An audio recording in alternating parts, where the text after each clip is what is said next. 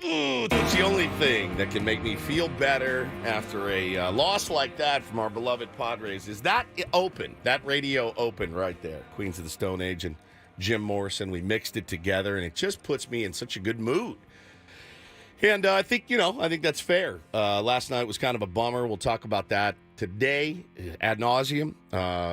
We'll dig into all of the weeds on it. And I love that. I love that about this show. I love that every game is like a playoff game for us. And we really try to take each one seriously. And they hurt, and they feel great. And it's really a fun way to manage a baseball season. Very, very fun for all of us and all of the tier ones out there. Good morning, everybody. We are Ben and Woods. We are on 97.3 The Fan. We are on YouTube. I did want to say this morning, if you're able to view the show on YouTube, it's pretty cool. And the community that we built in the chat there is pretty great. It's what Twitter kind of used to be when we very first started this show. And now it's kind of matriculated over to YouTube. And it's just been great. You can watch us on your big smart TV and all that. And so it's just been great. So thanks however you consume us. It's fantastic. I'm Woodsy. That's Paul Reindl. He's the executive producer of this program. Paulie, good morning to you. Hey, how are you? I'm fantastic. Benjamin Higgins, your friendly neighborhood sports anchor, joins us as well. Good morning, my friend. Good morning. I mean, we're all incredibly handsome fellows, so we are missing out on a bit of added value if you're only listening to our silky smooth voices and not seeing our gorgeous faces as well on YouTube. Somebody tweeted me yesterday, and they said the best part of the A.J. Preller interview was watching Woods squirm when his phone cut out. And when A.J. is on, or really any big interview is on, I tend to forget that I'm on a camera.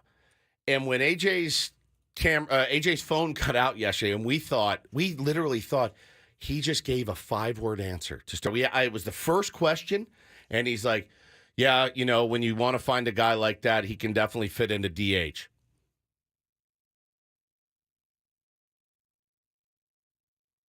Then Ben jumps in. Well, yeah, and then it comes back in. And then we loved what he had to do with the block. And you knew his phone cut out. So I guess my head was in my hands. I don't even know my reaction, but I forget that I'm on camera. So you can see us. You can see me roll my eyes at Ben. You can see Ben roll his eyes at me. I didn't full back that one. I waited, and eventually someone has to fill something because if he was done with his answer, it's like, I guess you got to ask another question. But what are we doing here? If you're only giving me 5-word answers, why do we set this interview up if you don't want to be here? Dude, I swear to God, I didn't have any inclination that it was going to be, that his phone cut out. I didn't hear a crackle. All I heard was 5 words, and then it just went, and I went, oh boy, here we go again. I think they were looking to kind of change up what they were doing.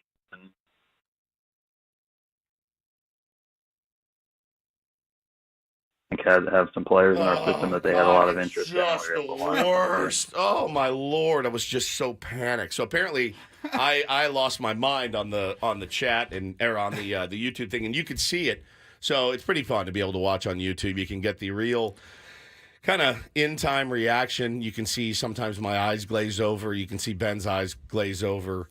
You can really, it's a good peek inside your favorite radio show, your second favorite radio show, your third favorite radio show, whatever we are to you. AJ was actually really good, though. It was one of our better conversations. I will agree with Andros in the chat, who said, what about AJ delivering the perfect morning, guys? Perfect. Exact match to the drop. I in fact wondered whether Paulie had just thrown in the drop or if it was actually AJ saying, morning, guys. Morning, guys. Just I wasn't sure. The exact one. Morning, guys. Hey, Yeah. Good morning. Good Which morning. one was it? I don't know. Do we have AJ on the line again? Is he live? Good morning. AJ, good morning. Are you there? Morning, guys.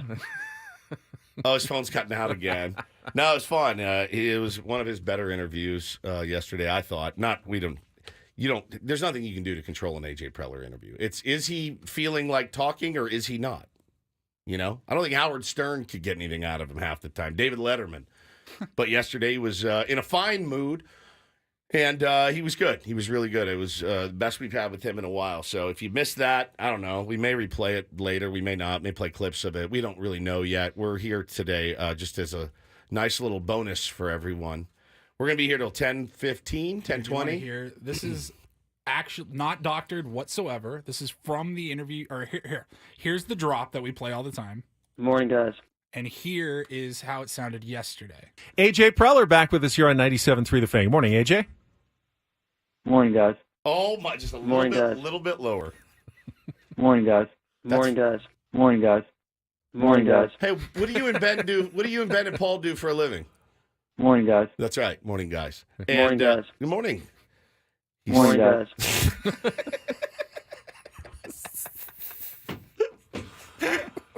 AJ in stereo. Morning, guys. I forgot what I was just going to say. Oh, yeah. We are going to be here today until 10:15. Forever. 10:20. 10:15. 3 o'clock. Maybe a little break, and then Sammy's got the Eco Water SoCal pregame show at 10:20 this morning for the rubber game of the series against the Chicago Cubs. The rubber game, because it's... Can bend. The series can flex either way. Thought it was you want to be safe and win it. Use the rubber to be safe. It's a stupid name for a... It is dumb. You got to admit. Yeah. The rubber game. Come on. So, yeah, we're going to be a little extra Ben and Woods today.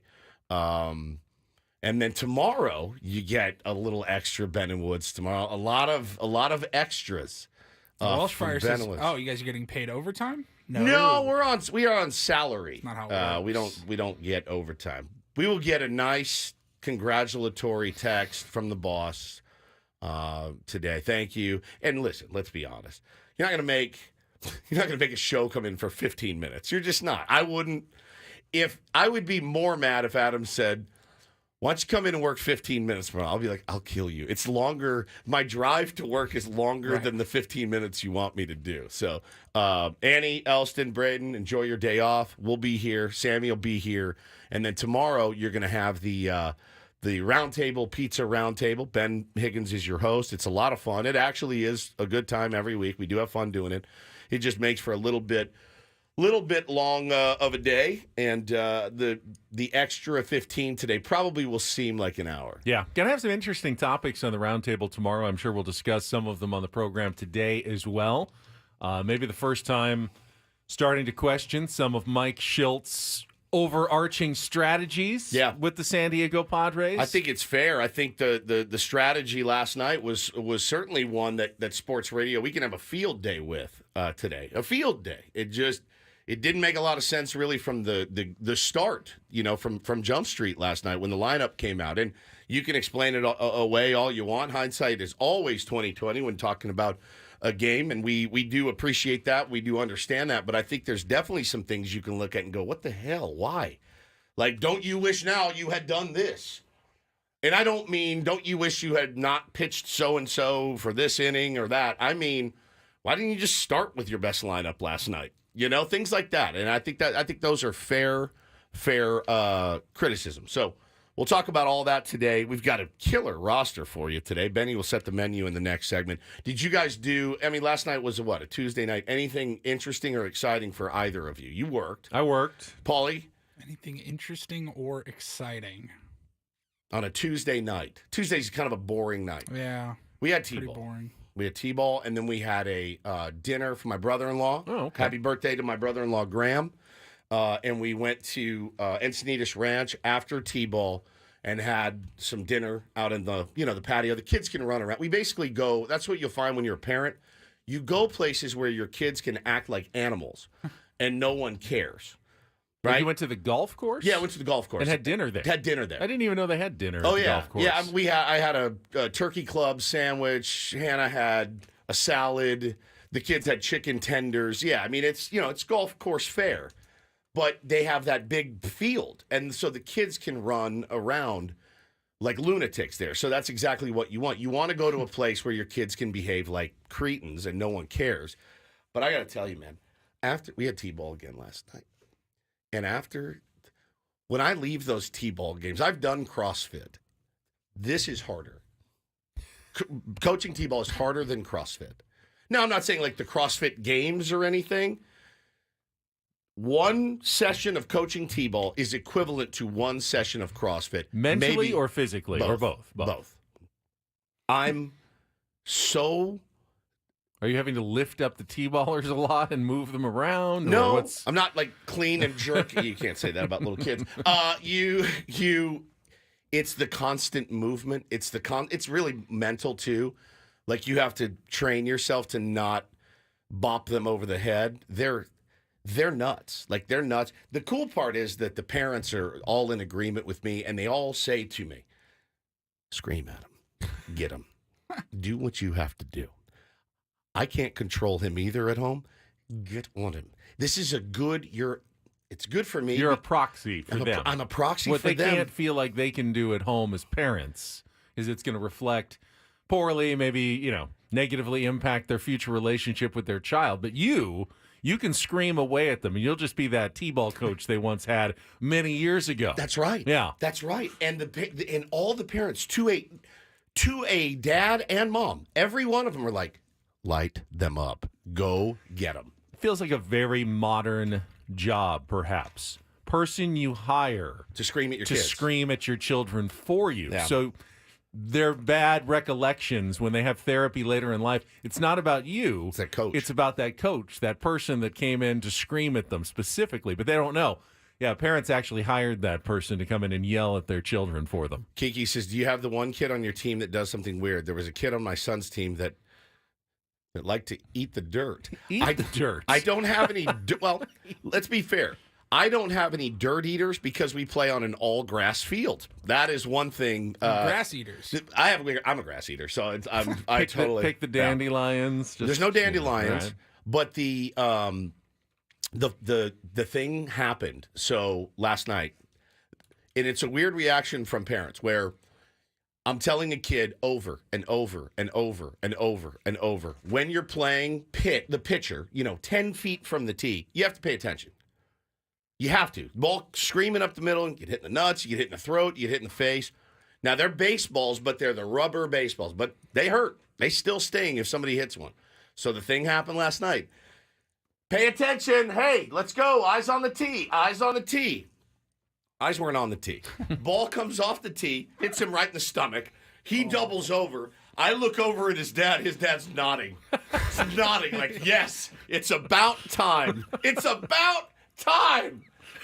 The Jack Nicholson gift. The Jack Nicholson, like, oh, yeah. Like, your kid, it stings a little. He's not hurt and damaged in any way moving forward, but it's like, that's why you listen to your coach, dumbass. I mean, that is exactly, and the other dads everyone's nodding and approving as this kid wears a ball right to the gut, and he's doubled over going, Argh! Bro, it's the funniest thing. Shake it off. My dad always used to say, shake it off. Shake it off. Yeah, rub some dirt on it. That whole shake it off. Shake it off. Grass on it. Yeah, rub some grass on it. It was so fun, but it's also just exhausting. But to see the parents just go, oh, yeah, that's what I wanted. That's what I wanted to see. I'm telling you, man, it is the most sadistic, wild thing ever. Well, but after T-ball practice, a 4-hour and 15-minute radio show should be a piece of cake for you this morning. This is a joke compared to that. We actually have a pretty loaded show Yeah. as well, including a busy first hour. So we're going to get moving. We're going to come back. Not only will we set the menu, we've got the Incorporator to pay off from Jesse yesterday. We have a guest in our first hour as well. Get to our Padres recap, start talking about the game. Incorporator history, by the way. Incorporator history. Yeah. Wow. Something different. A first. From Jesse Agler. We will get to that coming up with Ben and Woods. Kelly's got traffic, and then we'll be right back with more on San Diego's #1 sports station, 97.3 The Fan.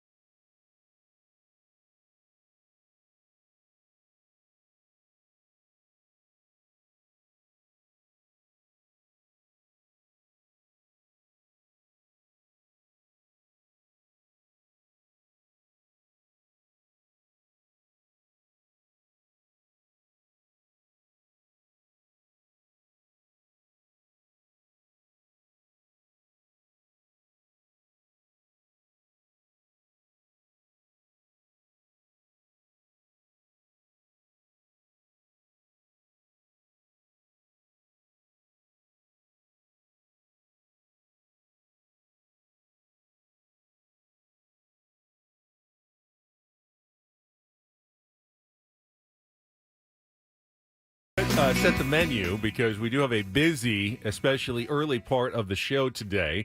We're going to pay off the Incorporator in just a couple of minutes. A first ever, as Paulie said. Historical.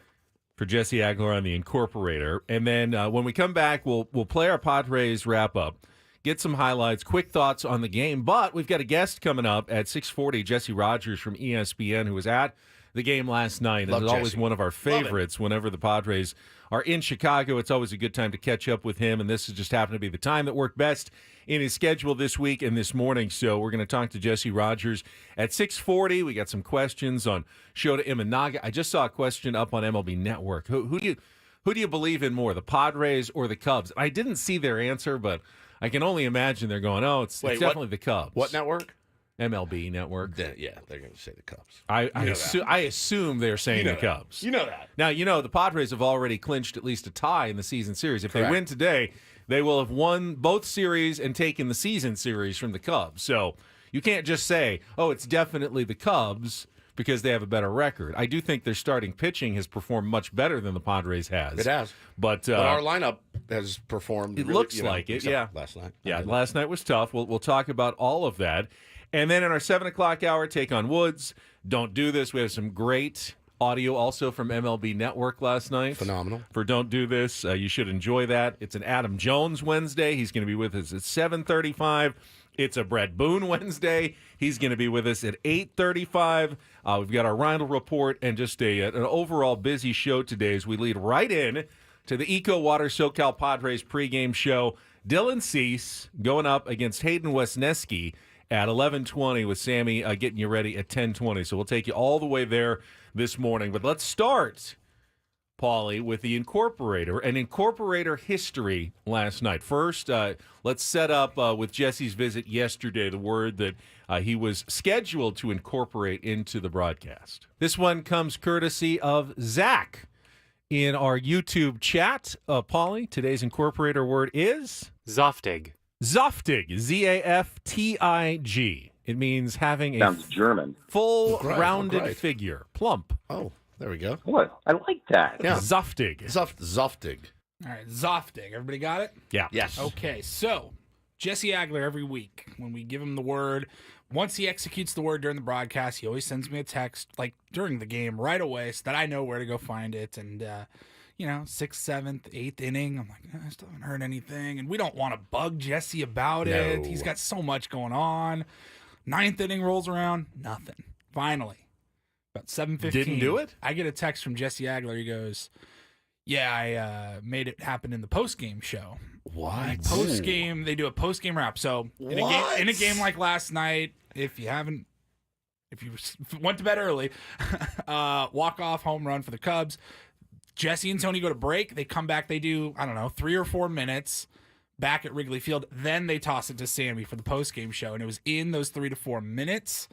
And he goes, hey, man, it was a tight game. And I go, hey, you don't have to explain yourself to me. I get it. So this was... Yeah, you're doing this for free every week, bro. I get it. Like, you do what you got to do, It man. was an intense game. I mean, I guess otherwise he has to get it in like the first or second inning because you don't really know after that. Yep. That's the risk. I mean, if you don't get it in early and the game starts, tensing up and getting nervous time, it gets much harder to incorporate the word later in the game. So here's Jesse and Tony after the commercial break, after the walk-off win for the Cubs yesterday. Again, this thing had a little bit of back and forth. It was a beautifully played game. Cubs made a couple of unbelievable defensive plays late that ended up being critical as well. And you knew it would be decided by the slimmest of margins. And you know what? Sometimes it just goes that way. And Michael Busch with a home run against Daniel De Los Santos. Padres had their shot in the top of the 9th inning against the Zoftig Hector Neris, but they just couldn't quite get it done. Oh, man. It's an adjective? Hector Neris taking strays, yeah. Yeah, it's an adjective. Plump. Round. He is round. Yeah. His face, he's a round. Zoftig, Z-A-F-T-I-G. It means having Sounds a German. full Right. rounded figure, plump.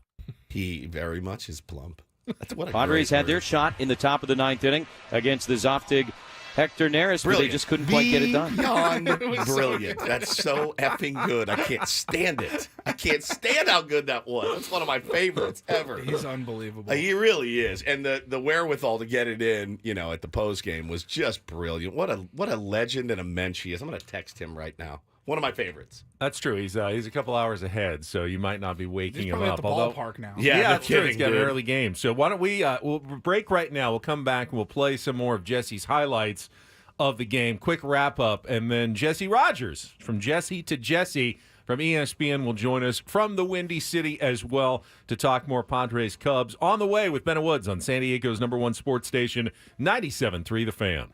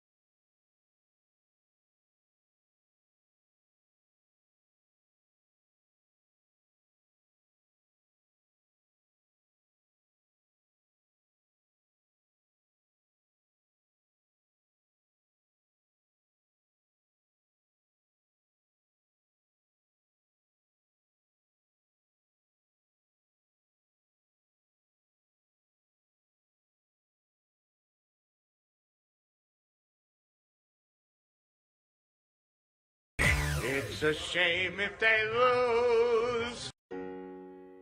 Oh, a shame indeed. It's a complete crap. Oh, I did not like that. Here are the lowlights from yesterday's game. Are you kidding me? Boo. It's the Padres Wrap-Up, presented by Hamul Casino. With thrilling slots and tables and all the best rewards, Hamul Casino has all the fun you're looking for. Hamul Casino, fun above all else. We'll give it 16 minutes of salt, and then we'll, get back on the bump and figure it out. It's not your fault. 3-2, the pitch. Bellinger swings, hits it in the air to deep right. Tatis is back. He'll turn around. It's going to go. Home run, Cody Bellinger. 6th of the year, and in his second at bat back off the injured list, Bellinger goes deep and gives the Cubs a 1-0 lead. 2-2, the pitch. Swung on it. It's nasty splitter. That'll end the inning. 6 strikeouts and 5 shutout frames for Shota Imanaga. Arise at first base. 2-2 to Profar. The pitch from Imanaga. Hit in the air to left center field, trying to find the gap. This one is up and out. A home run! Profar, a line drive homer to left center field. And the Padres take a 2-1 lead. That's how you collect data and make the adjustment when it counts. Padres getting active here in the 8th inning. 2-run shot by, guess who? Jerickson Profar. 0-1 to Morel. Here's the pitch from Matsui. Swung on, lined it to center field, right at Merrill, fairly deep. Makes the catch. Tauchman is tagging. The throw goes to second. A sac fly and a 2-2 game. Michael Busch leads off against Daniel De Los Santos. Swings at the first pitch, sends it in the air to deep right center. Gone, a walk-off home run. Well, don't worry about the rain anymore because the game is over. First pitch heater. Middle. Michael Busch ends it. Cubs win the game 3-2. I mean, what a baseball game. Pitchers duel and back and forth, and, our guy Vasquez was really, really good and got us into the 5th, and, Morihone clearly did his job, and Kolek with a clean 7th, and, of course, their guy's really good as well. He pitched very well, and, we're able to get him right there at the end, take the lead, and, we clearly gave it right back. Yeah, we saw it. Full transparency. We kind of hinted at it yesterday. Kind of felt like yesterday was a game the Padres, weren't, punting on, but it was one that you didn't necessarily expect them to win. Yeah. With Randy Vasquez on the mound, we know that Shota Imanaga's really been good. And you sort of were thinking, all right, if you lose that one, you still have a chance to win the series. Not the end of the world. But there was one way, and I actually was talking to my son about this because he had the same feeling. He goes, they're going to lose. And I go, well, yeah, probably, but baseball's funny. And the way to win games like that is you just hang around until the end. Yep. And then one big swing, and all of a sudden, you got the lead. You've got the lead. And he texts me, he goes, you called it, Dad. When Jerickson hit his home run, he said that they hung around. They got just enough pitching from Vasquez and Morihone to hang around. And then Jerickson Profar got it. Maybe Craig Counsell stuck with Shota Imanaga for just a minute too long into the 8th inning, and it backfired and burned them. And they go, this is how you steal it. And, of course, they gave it right back. And that turns what you already expected to be a loss into now all of a sudden a painful, heartbreaking, crushing, kick in the nuts. One you regret that you let get away loss. Unfortunately, that felt a lot like some of them last season. Yeah. Is it possible to love a baseball game and hate a baseball game at the same time? Because I think that it is, because that's exactly how I feel about last night's game. I hated it, and I loved it. It was a great baseball game. We're going to go into much more detail about some of the strategic decisions of Mike Shildt, his lineup, his defensive replacements, his bullpen usage. We'll talk about all of it. However, we're going to get someone who was on the scene. Jesse Rogers from ESPN is going to join us. Paulie's calling him up right now. He will join us right after our check of traffic here on 97.3 The Fan. From the 97.3 The Fan Traffic Center, here's Kelly Danick. Couple of problems in the North County. Crash involving a car and a semi south on 5 Coastline at Mission Avenue. They're over to the right shoulder. And an accident involving a work truck and a motorcycle on South 15 before Felicita. That's got the left lane blocked. I'm Kelly Danick with Ben & Wood, San Diego's #1 sports station, 97.3 The Fan. Now, I've been following his tweets. He's been at the scene at Wrigley Field talking about this series. Padres-Cubs split the first 2 games. Joining us right now is ESPN's Jesse Rogers, always one of our favorites, with Ben and Woods here on 97.3 The Fan. Jesse, good morning. Really appreciate your time. Anytime. What's going on, guys? Good morning. Doing great, man. Doing really well. What a fun game last night. Obviously didn't work out in our favor, but that felt stupid. And Jesse Agler said the same thing on our broadcast. He goes, it feels insane to say, but the atmosphere here and the way that these last 2 games have gone have felt playoff-like in May. Yeah, well, when Wrigley Field is rocking like that and the weather turns here in Chicago, it's a fun place. Today is going to be even more beautiful out there for a day game. And, it's 2 decent teams, right? I mean, pretty good offenses. Yeah. They have some great pitching, although, you guys have been kind of up and down. Darvish and Cease going well, not so much the rest of the rotation. But there's a lot of stars on the field. There's a lot of good players on the field for both teams. And Imanaga versus all those righties last night was so fun to watch. This guy's been lights out, but he tired there late, and it looked like maybe San Diego would steal one, and then the Cubs come back and win. So, yeah, it was a fun game. The Cubs are kind of set up this way. They play a lot of close games. They have great pitching. It comes down to the wire a lot.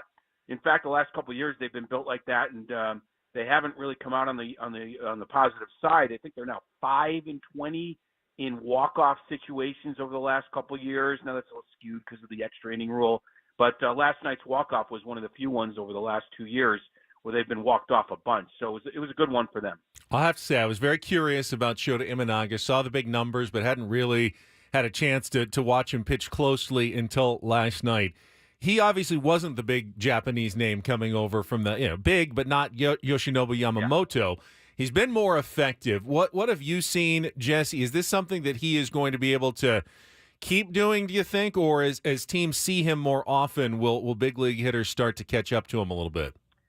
Yeah, I actually think the answer is the second one. Now, look, no one would continue on the pace that he was on. I mean, at one point before the home run, his ERA was at .65. And what did it go up to after the home run? I don't even look yet. 1.04 or something, yeah. Okay, yeah, it's still amazing. So he won't keep up that pace. But I do think the second time through, and in fact, I was in your manager's office yesterday, and my brain wasn't working well, and I was like, I was thinking for a second he had faced you guys in San Diego, but then I quickly realized that wasn't the case, and I was telling Mike Shildt, first time through the league, he's really having success. It's not deceptive. This is the way a couple teams described it. It's not really confusing or deceptive. It's just unique, and they're talking about his release point. So I do think it is something that opposing teams and hitters just need to get used to a little bit. He is a fly ball pitcher. You saw a bunch of fly balls early in that game. They just weren't getting squared up. When they get squared up, it's like the Profar home run. It'll go out of the park. So I think he tired last night, which impacted some of those pitches late. But I think as teams see him more, it will start to even out. Right now, it's a steal for the Cubs. Even if his ERA jumps up to 3, it's still going to be a really good season for a guy not making Yamamoto money. But it does have to do with that release point. It's just a different look for teams. And I do think second and third time through the league, it might come back down to earth a little bit. Talking to our pal Jesse Rogers from ESPN. What has been the overarching kind of thoughts on Craig Counsell? I mean, you've never seen a guy in a dugout look more worried all the time, and that's whether he's up 12 or down 1. I mean, the Padres came back and they won that game earlier in the season, and he looked like he was going to die. I wonder, he doesn't exude confidence all the time, but he's a hell of a manager. What's been the returns and the thoughts about him in Chicago so far? Yeah, that's an interesting observation because my description of him would be all business. And maybe that's kind of what you're saying when you see his look in the dugout. He's pretty much all business. Not that he's not a fun guy. I've been out to dinner with him. I mean, I've had, but when it comes to meeting the media and managing a team, it's pretty buttoned up. He's all business, and I think he's like that with players, for better or worse, right? Like, sometimes you want a touchy-feely guy, and I think he knows when to, change his tone when he needs to, whether it's a young player, and I think he's really good with young players, or veteran, or whatever the case may be. But that's my description. He's very businesslike. He's very much like, okay, what do you need to know as a reporter? And he doesn't let you get away with bad questions necessarily. He's a fine guy. I mean, there's no problem. But that's kind of what I feel like. he's very interesting with his bullpen. First of all, there's no Josh Hader down there. There's no Devin Williams. So I think he's getting used to the fact that he doesn't have a lights-out closer, and that impacts the rest of the pen. But there are some trends that are interesting to me. He's not afraid to send a reliever, bring in a reliever mid-inning and then send him back out the next inning. That can be a little dangerous sometimes. When you we know. We know, yeah. Yeah, That's a big point of contention around here, Jesse. The up and downs are a big deal. And so, yeah, there's certain things that I'm learning about him I didn't know, and I've known him a long time, but I never watched him this closely. So very businesslike and very much like, do your job or we're going to find someone else to do it. Not that direct, not that terse, but I think that's kind of what his feeling is. If you get outs, you're going to find a place on this staff. If you don't, we're going to move on. What a different vibe from David Ross. I mean, completely 180 degrees. Rossi's so good with the media, so affable and everything else, and also really a fiery guy. And then you got Craig Counsell, just kind of a surgeon over there in the dugout. Yeah, it is different. Grandpa Rossi was David Ross's nickname, right? And I think that kind of difference is apparent when you watch these guys. A little bit more emotion out of David Ross, not as much out of Counsell. But I don't know. Like I said this on MLB Network, and Alana Rizzo kind of thought I was crazy, but I actually think bullpen management's actually a little overrated. Like, again, if you have Josh Hader or Devin Williams, you look great. If you don't, you're searching. They're all 50-50 decisions, right? Last night was a 50-50 decision. I thought it was a mistake to leave Imanaga in. But then again, the Cubs have blown more saves than anybody in the league. So you look good when it works and you look bad when it doesn't. There's obviously on the margins some that are better than others and all that stuff. Two human beings are the same. But if you have the horses, you usually do better. That's the answer. Speaking of MLB Network, I just saw this question on my TV above Woods' head, and I don't know how they answered it, but it was, who do you have more confidence in, the Padres or the Cubs? And I wanted to get your take on it. Obviously, the Cubs are off to a better start, 7 games above 500. Yeah. Padres are a game under, but run differential is similar, and the Padres can win the season series from the Cubs if they take the game today. I look at the lineup. I like the Padres lineup. The Cubs starting pitching has been better. Bullpens have both had their issues. How would you kind of answer that question between those two teams? Yeah, I mean, I'm just going to go with the easy answer, and that's the Padres have no chance to win the division, and the Cubs do. It's as much about the competition around you as it is the team itself. But okay, let's just say, the Cubs have a better shot because of the division they're in. Outside of that, I think the Cubs are a little bit more rounded and a little bit deeper, I guess. Now, I say that because they had the most payroll on the injured list over the last few weeks. They had Suzuki, Bellinger, Justin Steele, and they were having success. So they have a highly rated farm system that was already coming through for them, and they've already proven in 1 month to win in different ways. So maybe it's a prisoner of the moment. Their starting staff has been unbelievable lately, but before that, their offense was unbelievable. Their bullpen's been a little shaky, yet they still win.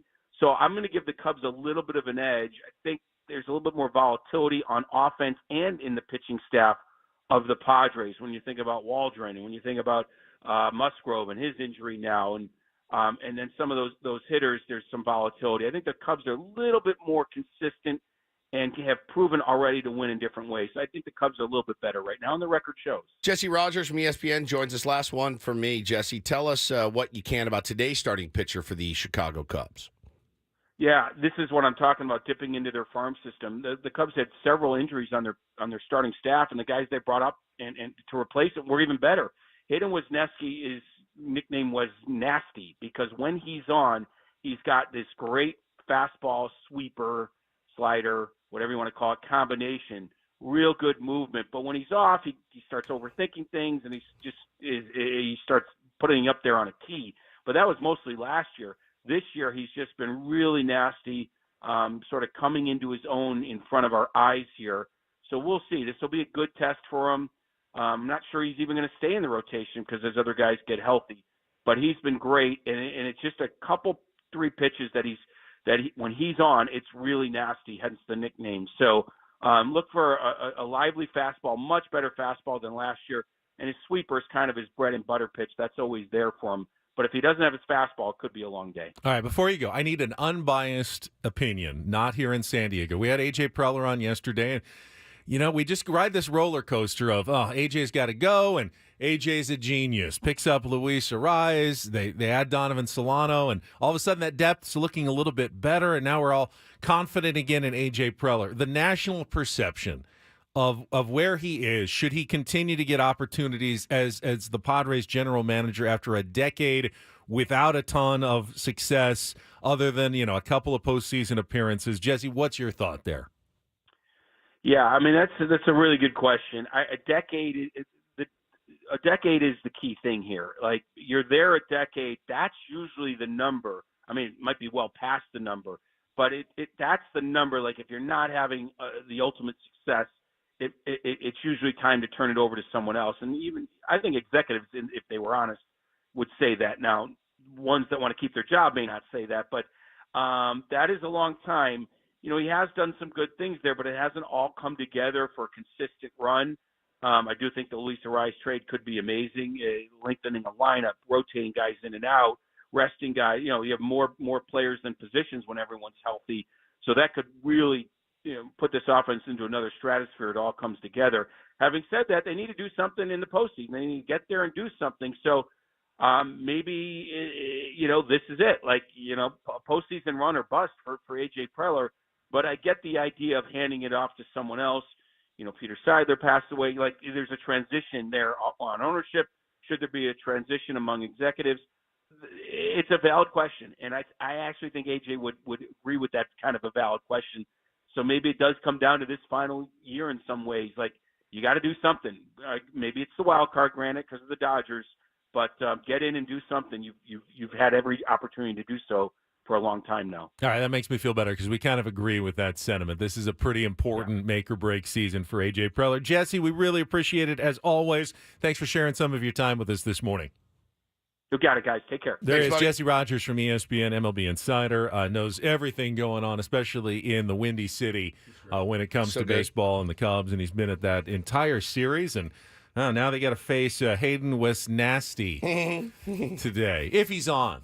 They're always on when they face the Padres. Yeah. When you start hearing feels that way. When you start hearing electric fastball and nasty sweeper, other than maybe Yamamoto, he's the only guy who's like, he seems nasty against everyone else, not so much against the Padres. Well, we'll probably see him again this weekend. Yeah, he's locked in now. Absolutely. He looks fantastic.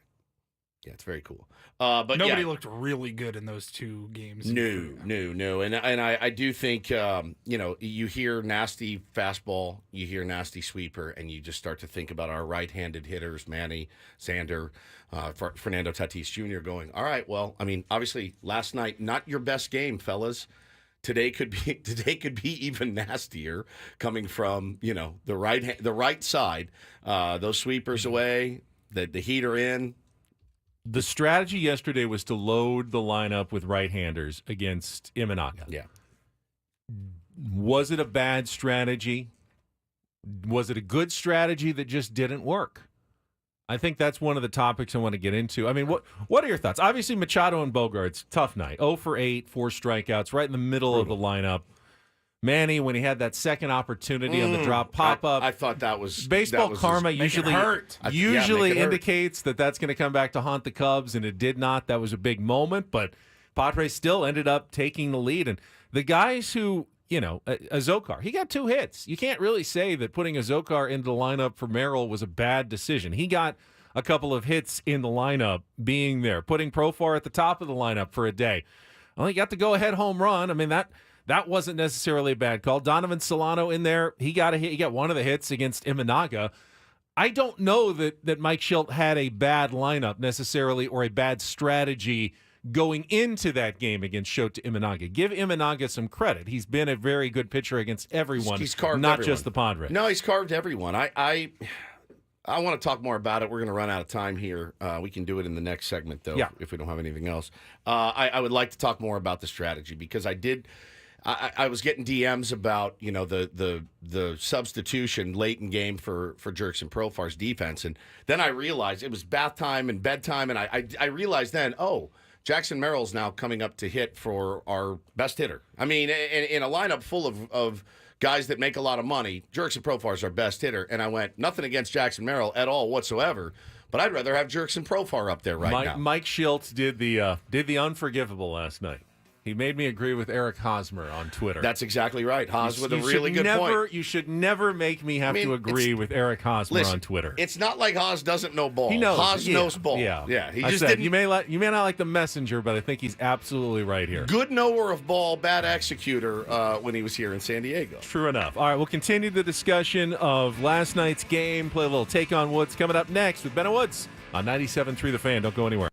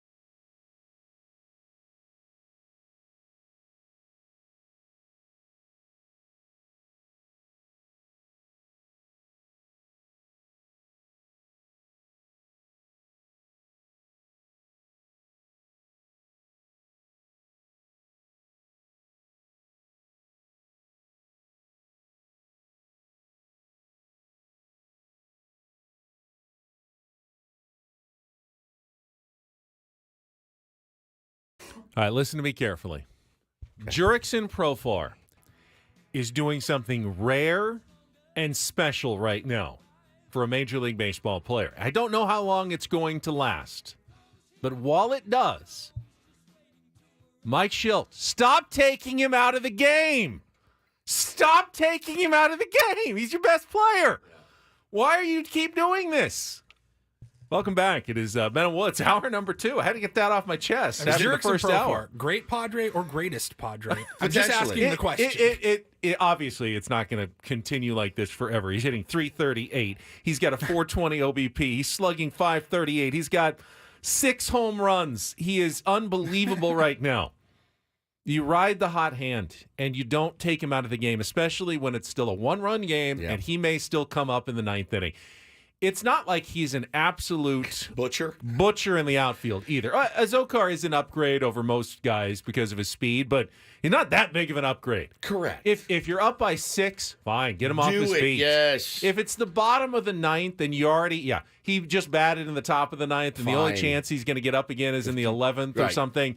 All right, you go with your defensive lineup. But in a 2-1 game, in the 8th inning, when you may still get up again in the 9th. You did. And, there's always a chance. I mean, it's not like the Padres never give up a run right after scoring. In fact, they do it about 50% of the time. It's a huge problem. You should start assuming the other team is going to come back and tie or take the lead, and you're going to need more offense later in the game.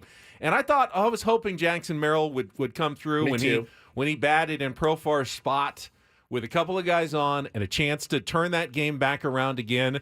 But it's tough to do, especially for a rookie. You've been cold on the bench all game. Chicago, it's night, and now you're jumping in a huge situation. I would have much rather had Jurickson coming off a home run in his last at-bat, getting another chance there in the 9th inning in the clutch. He has delivered so many times, and he may have struck out. He may have grounded out. We don't know what would have happened, but I know I would have rather in that situation had Jurickson Profar batting in the 9th inning. That was a mistake by Mike Shildt. Let me ask you this. If a ball goes into the gap and Profar goes after it and makes a valiant effort and doesn't come up with it, are you coming on today and saying, damn it, Sugar should have been in there. He's so good on defense that you have to put Sugar in there. Sugar's fine. But again, it's not like you're upgrading to Ichiro or something when you put Sugar in. And I don't know if that's the cardinal way, prioritizing defense late in the game. And the other thing is, especially with your very taxed bullpen, your very ineffective bullpen, bro, play for offense right now. You have to. And you're into the Cubs' weak-ass bullpen. That seemed to me, after I went back, a guy DM'd me, and I was like, no, I think it's fine. And then they come back, and Jurickson's, I go, oh, that was his spot. That was Jurickson's spot that Merrill's hitting in. I went, oh, crap, dude. You're right. I said, that is, yeah. And he goes, yeah, man, it's not like Jurickson's Nelly Cruz out there or something. You're like, we have to put a new guy out there. Sorry, guys, I'm playing to hold this 1-run lead. No, you're in the Cubs' weak bullpen. You need to score runs. He's your best hitter. He gives you a really good AB. He could have gotten on, worked a walk and gotten up for Tatis. And so I just, that was kind of a mistake by him. As far as the bullpen management goes last night, again, I'm going to default to Yuki Matsui has to execute, period. You cannot walk the leadoff hitter with Cody Bellinger on deck. If they beat you, they beat you. Who did he walk? Hap? I forget who he walked, but Don't walk him. I was dreading it. Oh, I was sick. I knew it was coming. Back-to-back days. Oh. He's had trouble with the control, especially on the back-to-back days. Talkman. Walked Talkman to start the inning. Inexcusable. Then Bellinger got a hit. Got a single. Bellinger's tough. Yep. And then, sacrifice fly and got the grounded, and then he was out of the game. But you can't walk the first guy. Bellinger's single doesn't hurt you if you don't walk the first guy. If Mike Talkman hits a jack off you, well, tip your cap. Mike Talkman just got me. Lefty, fine. All right? No big deal. Just don't give him a free pass. All right, I will disagree with the people in my timeline who said you have to go to Robert Suarez there in the 9th inning. You don't. You can't. In fact, man. You can't go to Robert Suarez there in the 9th inning. Multiple reasons. First of all, he got 5 outs the day before. You're trying to avoid, if possible, Robert Suarez. Now, if you're going to win that game, though, you're still going to need him to close out the bottom of the 10th. The best spot to use Robert Suarez would be after you score in the top of the 10th and need him to strand a runner at second base, the Manfred man in the bottom of the 10th inning to try to win the game with his fastball right there. Not with the tie game and nobody on in the bottom of the ninth. That was not the situation for Robert Suarez. I will vehemently disagree with fans who criticized Mike Shildt for not putting in Suarez in the ninth inning. Not on the road. That would have been, I would have criticized him for doing it, even if it had been effective. That's not where you use your closer in a game like that. It's just not. It's pissing rain. He got a 5-out save the night before. I don't want him in a tie ball game. No. I don't want him in a tie ball game because you're still going to have to get the bottom half, the bottom 3 outs. And I just didn't think I thought that was fine. And damned if you do, damned if you don't. Who was left in the bullpen last night? Wandy Peralta. Anybody would have been excited to see Wandy Peralta come out instead of Enyel De Los Santos? It just, again, they're taxed, they're worn out. Starts from a week ago are burning them now. The very short start from Waldron. I mean, you see the cumulative effect of how overworked they are. So I had no problem with him not going to Suarez. I do have one criticism, though, and I will get to it as soon as I give out the number for Take on Woods here. 833-288-0973. Call now. Want to play our game? We're going to play in a couple of minutes. 833-288-0973. The evidence, even in a small sample, is pretty clear, though. Stop bringing in Enyel De Los Santos to get an out or two, and then have him sit down and come back the next inning. All right. I know that it's happened the last couple of times. 4 times. This season? All 4 home runs he's given up in his last 3 or 4 appearances have come after he has come in, done the job, gotten out of an inning. Didn't he throw 1 pitch to get out? And then came out and threw another pitch. I understand that. But unfortunately, it seems as though Enyel De Los Santos getting up, throwing, then going back to the dugout and coming back out brings out the worst in Enyel De Los Santos. Okay. That's all of his home runs have come after he has come into the game, got out of an inning, gone back to the dugout, then returned for the second inning, started throwing, and he gives up the home runs. It just keeps happening over and over again. Jesse Rogers mentioned it. The Cubs have had the same problem. Craig Counsell keeps getting burned by bringing a reliever in the middle of the inning and then bringing him back the next inning, and that's when the reliever struggles. How can that be? How can that be? What are we? You understand that? No, I don't. No, I do not understand it. I don't understand it. Most relief pitchers. It seems like an anomaly to me. Most relief pitchers have the routine where they warm up in the bullpen. Yep. They come in usually either to start the inning or finish the inning, and then they're done. It's fairly unusual for them to then sit down, have to warm up again for another inning, and go. That's out of the comfort zone for most relievers. So it has to happen occasionally. That's in what I was baseball. going to say. It has to happen. Yeah, hey, you threw 3 pitches. Can you get the matchup is favorable, and can you go out and get me another one? And they always say yes, we can. So, again, Enyel De Los Santos comes in last night, throws 1 pitch, gets out of it. He's done. So now who do you go to? That's the thing is, you've worked your bullpen to death because you're starting pitching. I mean, then the other choice is to try to trust Yuki Matsui to get 1 more out there. And then how's that going to go? I don't know. I mean, then it's back to what you say. It's on the pitchers to be more effective and the players to get the job done. It's tough. It's just a tough thing to do. And it still will. It's going to boggle my mind for eternity that a guy can't throw a pitch, then walk out and throw 17 Estrada more pitches. had been used 2 straight games, correct? Yep. So he was probably down for the game yesterday. I thought Kolek did a nice job. You could have stuck with Kolek for another inning. I think we all would have ripped Mike Shildt if Kolek had given it up in the 8th after they'd taken the lead. Why didn't you go to one of your higher leverage arms and you left Kolek out there? Estrada had thrown 16 pitches on Monday. So that's he might have been down yesterday. I don't know. Burrito, how about Burrito? Threw 42 on Sunday. It's just look, man, they're worked right now. Matsui back-to-back days has not been super effective. Yeah, Enyel threw 2 pitches last night. 2. Got out of the inning, then gave up the home run. Well, should be available today. Then I feel like that is just a weird anomaly. But if he is available today, just try to bring him in at the start of an inning for once. Or just let him close the inning and go to somebody else. Go to someone else. Yeah, I mean, again, this is a very taxed bullpen that really needs a big start from Dylan Cease today. No pressure. There were some big time positives. We'll get into those from the game last night, even in a loss, coming up in a little bit. Right now, though, let's get to today's game. It's time to play Take on Woods.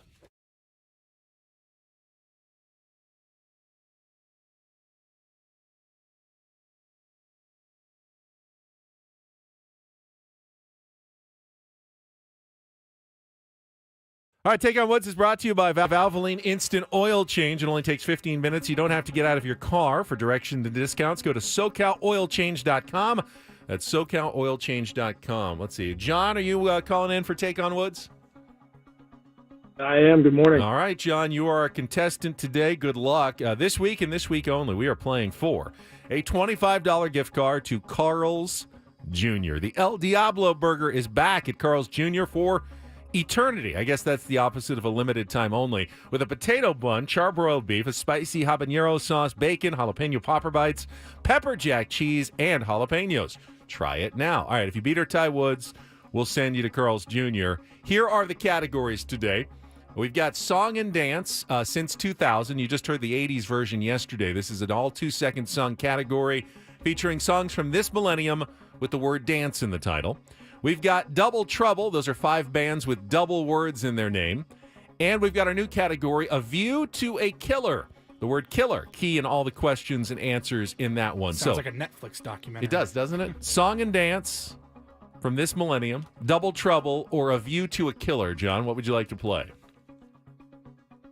Go song and dance. Oh, another 2-second song category, back-to-back, getting them both out of the way. All right, just like yesterday, which was songs from the 80s, these are songs from 2000 and beyond that all include the word dance in the title. Paulie's got all of them queued up. You're going to have to identify them both by title and artist to score the point. You'll go first. Woods John, will go this second. Is smart. Woods is going to hate this category. I do think this will be a much tougher one for him than the 80s one was yesterday. So, John, are you ready to play?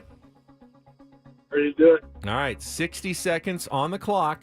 Again, the category song and dance. Your time begins when we play our first 2-second song. Good luck, John. Let's take on Woods. Shut Up and Dance by Walk the Moon. Correct. Song number 2.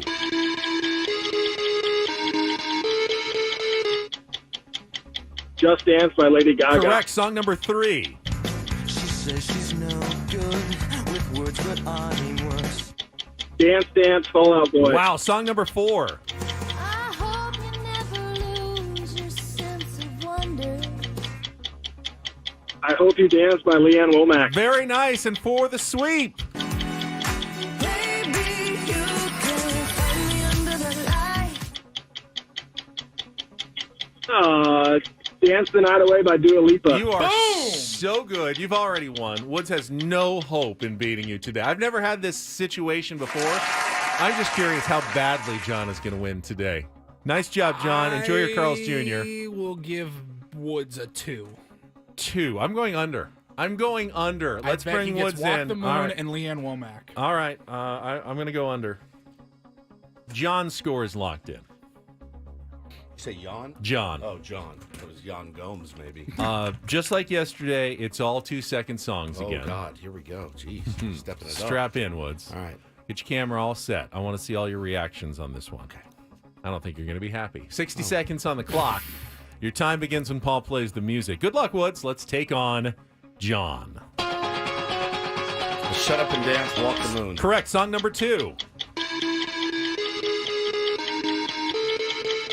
Pass. Song number 3. She says she's no good with words, but I mean words.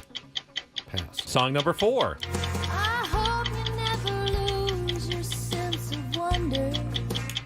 What the? Pass. Song number 5. Oh, boy.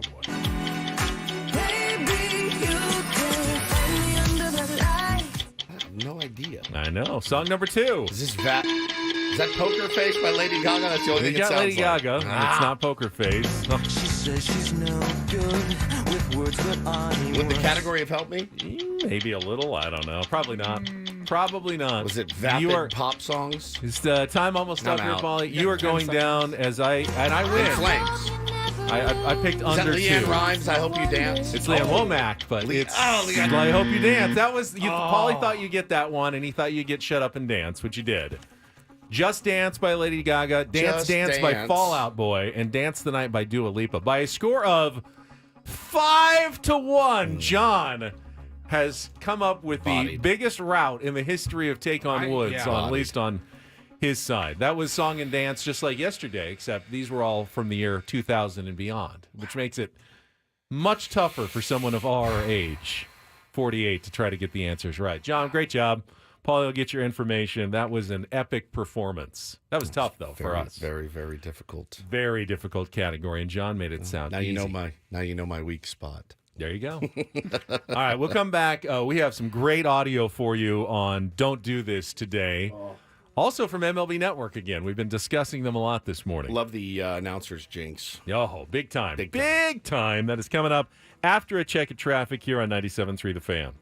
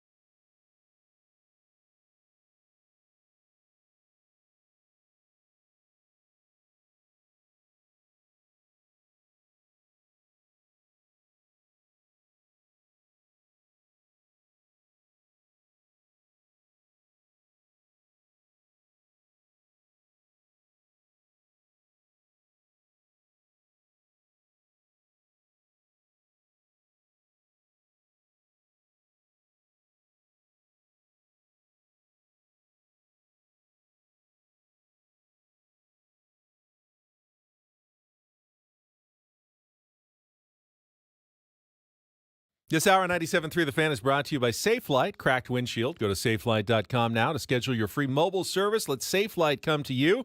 That's safelight.com. Conditions may apply. And Don't Do This is brought to you by the Craft Taco in Sorrento Valley. Craft Taco has some of the best quality tacos in all of San Diego. Go to thecrafttaco.com. Take a look at their happy hour specials today, thecrafttaco.com. We have an audio-heavy Don't Do This, and the first clip comes from last night's MLB Network whip-around coverage. They were going to the Dodgers-Marlins game, the start of it, and they thought they'd get all clever. Greg Amsinger hosting at the desk, and he said, hey, you know what? Yoshinobu Yamamoto's on the mound. The Marlins are terrible. Let's try something clever.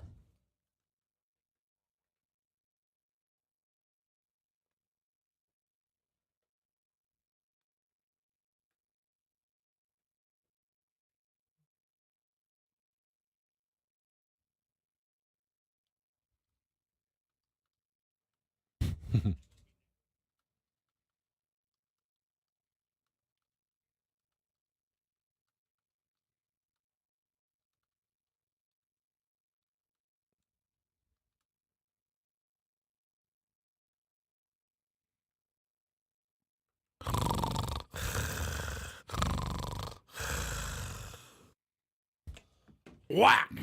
First pitch. Yep, there you go. So, I mean, normally you go no-hitter alert, seventh inning and beyond. But they thought, oh, come on, Dodgers, Yamamoto. Marlins. This may be one of those, you can see it coming from a mile away. The Marlins aren't going to get a hit tonight. First pitch of the game. Loved it.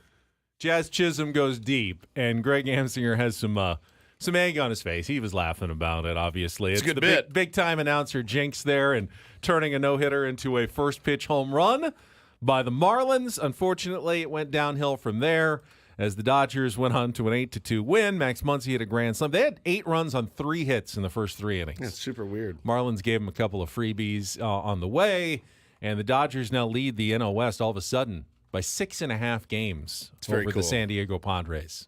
They remain in second place, but very cool to see things working out for them, right? Yeah, cool. Very cool. This was one of my favorite moments of the year so far last night. Rex Hudler, who calls games for the Kansas City Royals, I do believe. And, he had an interesting way of putting something. And his partner, I think, was giggling with the microphone off for about 30 seconds. So listen to how uncomfortable this is.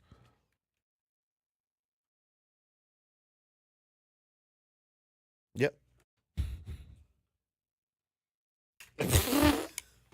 just like you like it. His partner sitting there, silent. Still sitting. Not a word.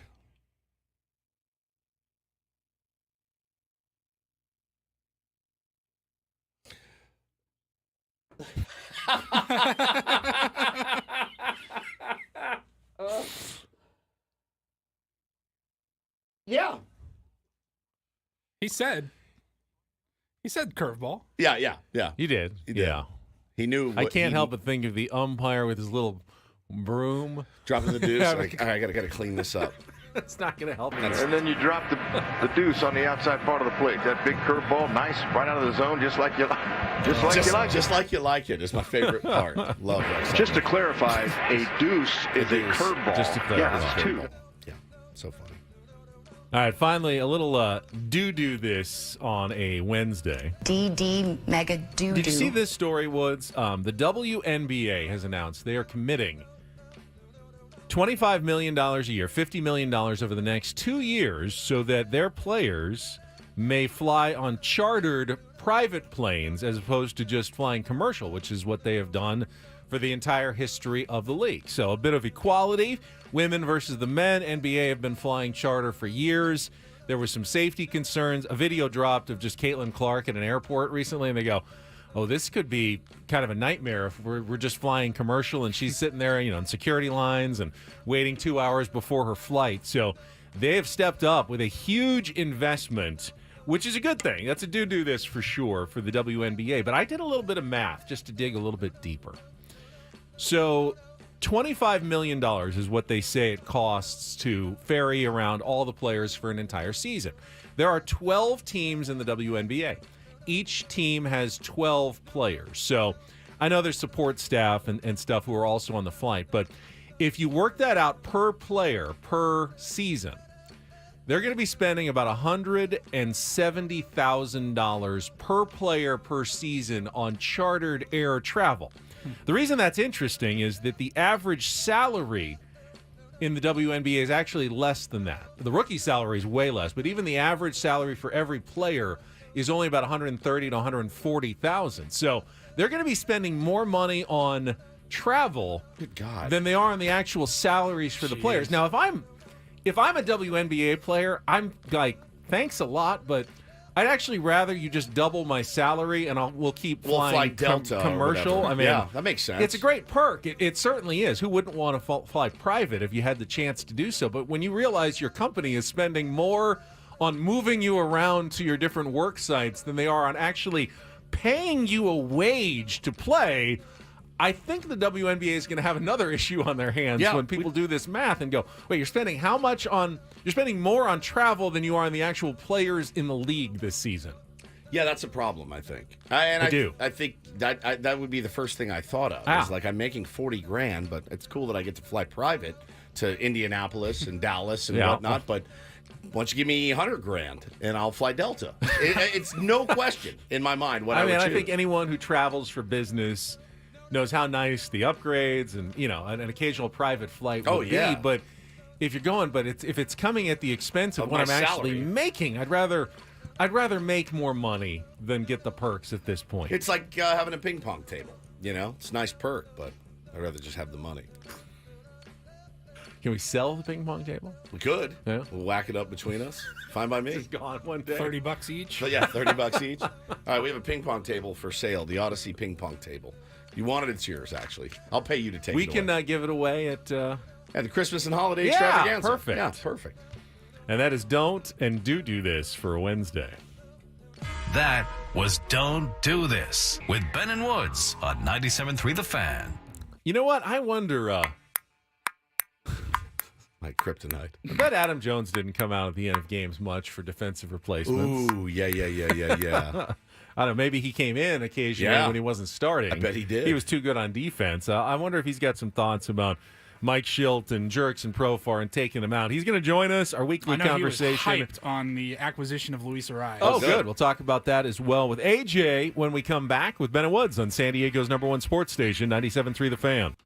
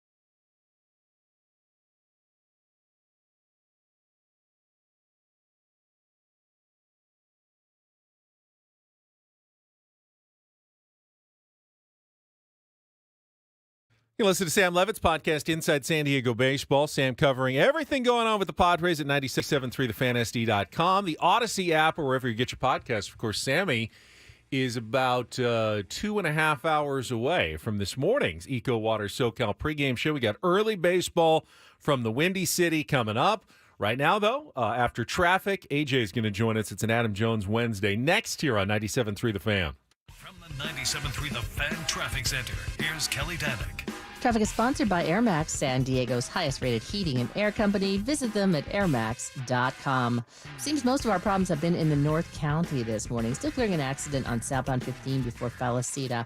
Motorcycle and a utility truck involved in this one. Tow truck is helping to clear that out of the fast lane. And on the coastline, southbound 5 Mission Avenue, accident over the right shoulder. Another crash up ahead just before La Costa. That is being moved over to the right shoulder. Also westbound 76 at Vista Way, collision involving a couple vehicles. That's over the right shoulder. Now getting reports of a collision northbound 15 before the King Freeway. Couple cars involved in this tangle. They're over to the right shoulder. Looking for the best in HVAC? Choose Air Max, San Diego's highest-rated heating and air company, with free diagnostics on all repairs and estimates. See why over 1,300 happy customers have given Air Max 5-star Yelp reviews. See Air Max today at airmax.com. I'm Kelly Danick with Ben and Wood, San Diego's #1 sports station, 97.3 The Fan. Huh. Well, I mean, that was something. With all, we play Tupac for Adam Jones, all the rap beef in the news this week. Apparently, Adam Jones choosing violence to start this morning. As Paulie said, he just called us a bunch of crybabies before he came on the air. So it's fine.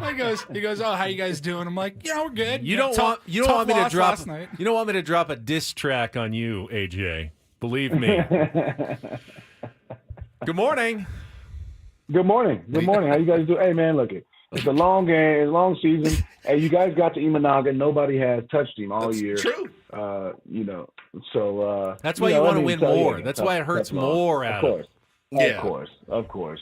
But I'm positive dude, and hey, how do you guys like Arise already over in the Padres uniform? We like him a lot, man. It's a totally different type of guy to watch hit, and I loved watching him hit in Minnesota. I love watching him hit with the Marlins. I really love watching him hit for the Padres. But I love his attitude. Yeah, see, that's you don't know that. You see him hit. You see the highlights all the time. Oh, great bat to ball skills. But when you see him firing up his teammates, awesome. That's something I didn't really know about Adam. Yeah. Do you think that I was like since he's involved now in, and again, another pennant race, a bigger payroll, I should say, team, because last year they were in the playoffs. But do you think that, his production RBI-wise can be higher because, he's on a team that is a better team, I believe? Yeah, we kicked that around yesterday. I mean, he's just, for me, I totally understand wanting to leave him in the leadoff spot, right? A guy that can hit anybody, right? Righty, lefty, uses the whole field. Just it changes the pitcher's plan immediately. Like if you're the starting pitcher, you go, oh God, this is not going to be some light hitting speedster. Like I've got to really, really attack. And next thing you know, he's standing on first base, and you're like, all right, now I got to deal with Tatis. So I think leaving him at the top is good, but I do wonder. The bat to ball, Adam's so good. Maybe the 2, maybe even the 3 hole. If what about 4? What about 4? I just thought about what about why? I mean, the reason being is again, you're hitting behind Manny, Profar, Tatis, Cronenworth, like those guys that are on base with athleticism. That again, defense. He's not going to make the defense back up, but you got guys that can run the bases and have speed. Yeah. So it's why not have him hit with us in a spot that? Because he is really good notoriously in his career with men in scoring position. Why not put him in that situation a lot, and especially a situation that the team has struggled in? 100%. And I do feel, though, like you couldn't – we said this earlier. I know you were hyped about the move, and we are too. If you put him on the White Sox, I don't know that they get immediately better. If you put him on certain teams, he is a natural, perfect fit for the San Diego Padres in their lineup. That's it. I mean, he's just a great, great fit here, and I thought it was a really, really good trade. And did want to ask you, watching Imanaga pitch last night, of course the casual baseball fan looks, and they go, 91? I mean, come on, guys. What's happening? Guys out there, I saw so many tweets going, this guy's out there throwing BP, and we're swinging through it. No, No.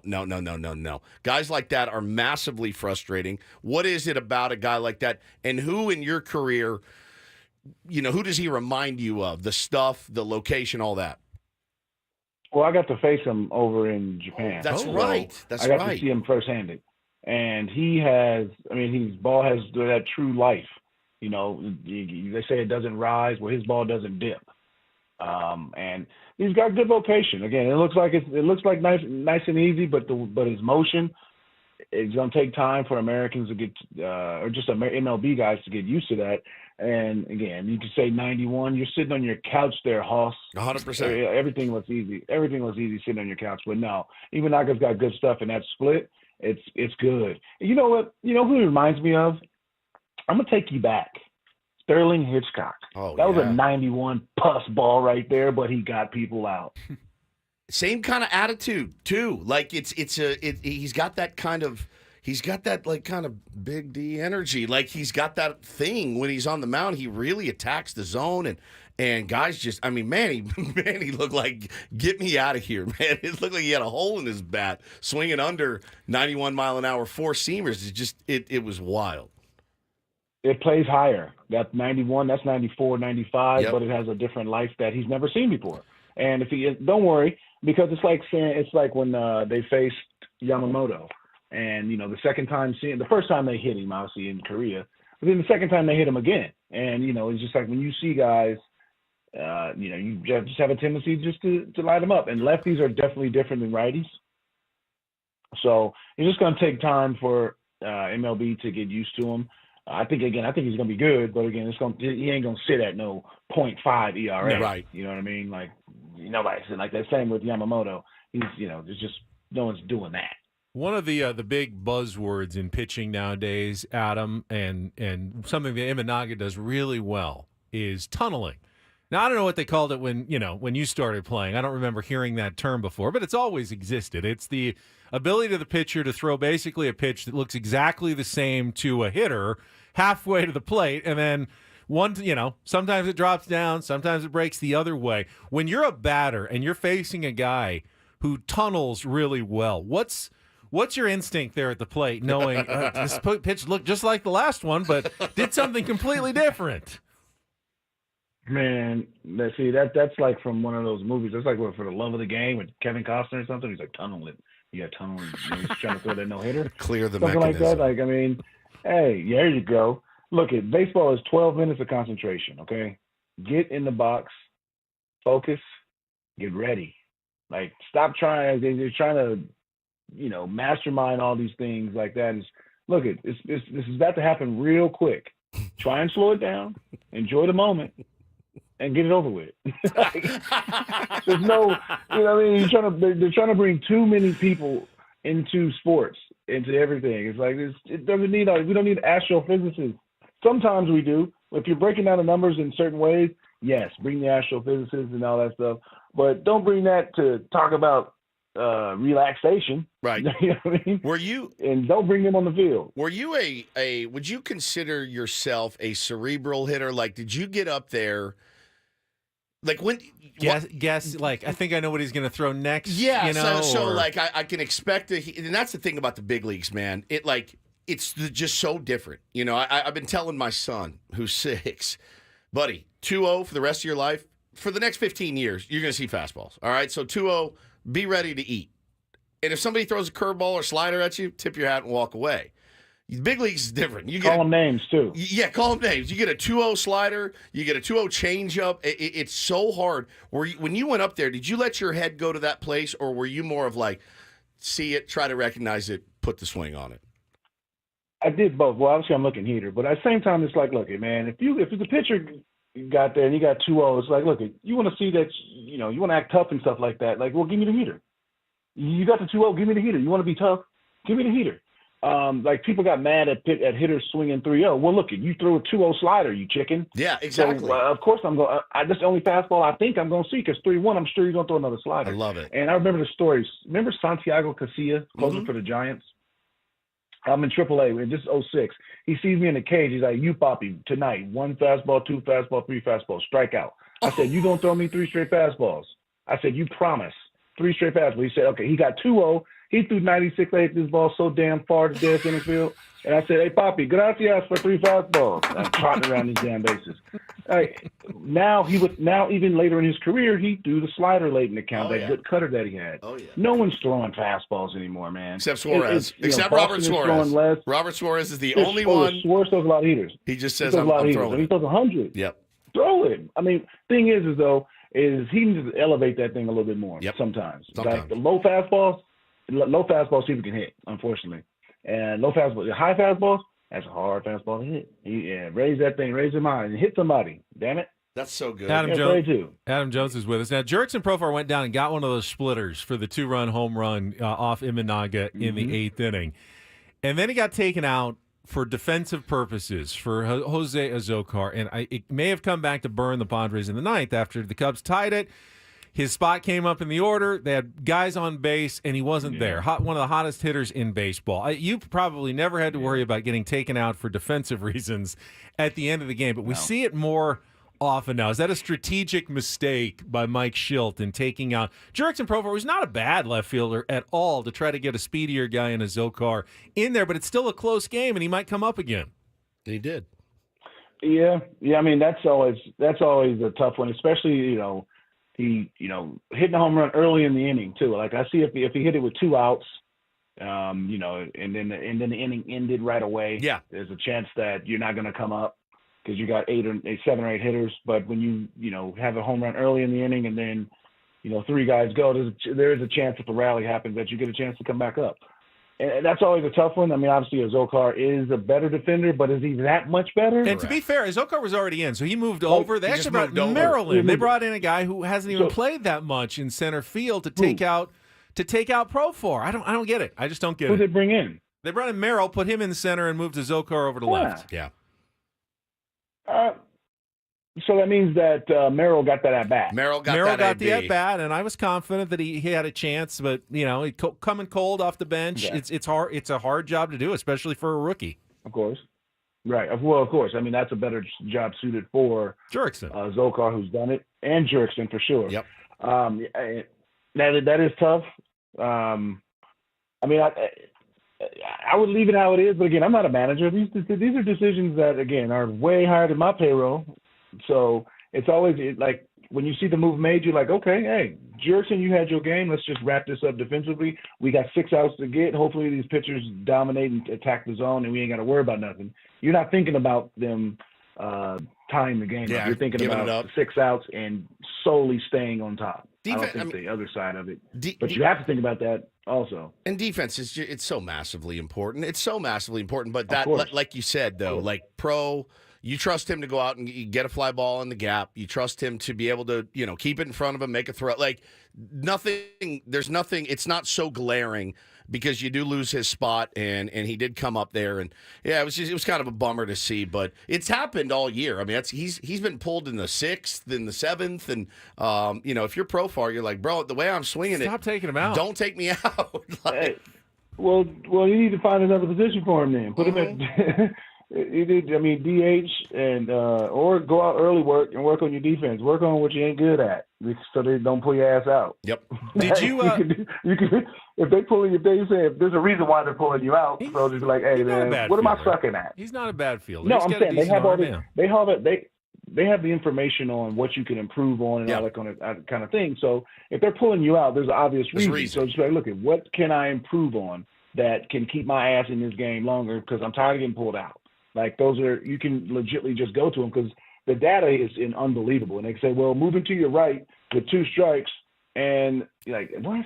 But that's what they're going to tell you. Did you like playing at Wrigley Field? Obviously, you probably didn't get a ton of chances to do it from the AL, but was it special or was it not something that you enjoyed? Bleacher bums and no. It was special. Okay. It was my Fenway. I think it's the National League's Fenway. Yeah. Where they get to go there, and it's just historical. Obviously, I went there before the renovations and after the renovations, so I got to see the dump and the Band-Aid that they got to put over it. The home side is absolutely amazing. They redid that and put, it's not even attached to the ballpark, and the clubhouse is in that building across the street.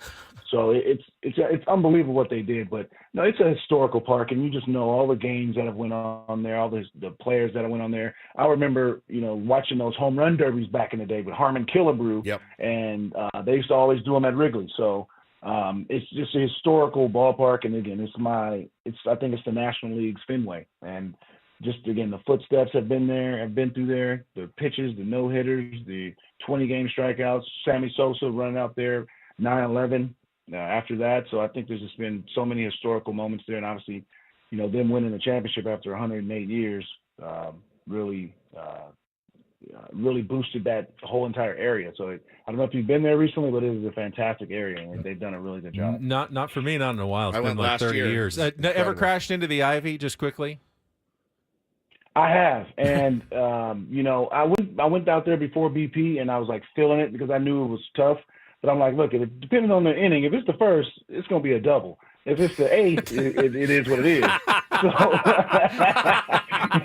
Well, Ian Happ made that decision too yesterday. It's like, yeah, that's the ninth inning. I better make this catch, and we'll see if I run into it. AJ, appreciate it as Thank you, always. man. Have a good week. We'll talk to you next week. You guys too. There he is, Adam Jones. Yeah, first inning. I don't need to run into that brick wall behind. You got 8 more innings to play. It's not fun running into a plant either. It's like the double trouble. The plants and then the brick wall behind the plants just seems like the worst for outfielders. I was so bummed. Sugar almost had it, man. Like that knock for Sugar in the gap, that was such an incredible play by Ian Happ. I mean, it was such an incredible. I had no thought that it was going to be caught. I didn't know it was going to go out. I didn't know if it was going to go out. No one had a chance to catch that ball, and then he puts his glove up, and it's in the glove, and I go, no. I couldn't believe it, man. I couldn't believe it. I was Nico so Horner stoked. Catching that one on Bogarts would have been an insurance run. I think they said that was .890 expected batting average on that one. Nico made a hell of a play. Again, some soft contact from Xander Bogaerts, but there's a lot of guys in this lineup that got to get it going. And listen, we've been saying all year the stars got to play like stars. Manny and Xander last night did not. Somebody said you better rip Ha-Sung Kim tomorrow. Ha-Sung Kim needs to hit better. Period. He has to. He cannot continue at the pace that he's on right now. I don't know what's wrong with Ha-Sung Kim, but yeah, man, you're absolutely right. He needs to hit better. He doesn't get a pass either. Certainly, and you wonder if the impending free agency is hanging over his head. I have no idea. He just doesn't look. I thought you were supposed to play your best when you're about to be a free agent. I know. I thought so too. Juan Soto. Yeah. Right. Yeah. Exactly. So yeah, man. Just. But for me, it falls down to the $30 million men. That's what it comes down to. As I said earlier, though, there were some positives undoubtedly in that game. We haven't last even night. mentioned Randy Vasquez. Yeah, he we'll was talk. fantastic. We'll talk about that coming up in our 8 o'clock hour. We also have Bret Boone who's going to join us. A little extra show today as we lead into an Eco Water SoCal pregame show at 10:20 this morning. All still ahead with Bennett Woods on San Diego's #1 sports station, 97.3 The Fan.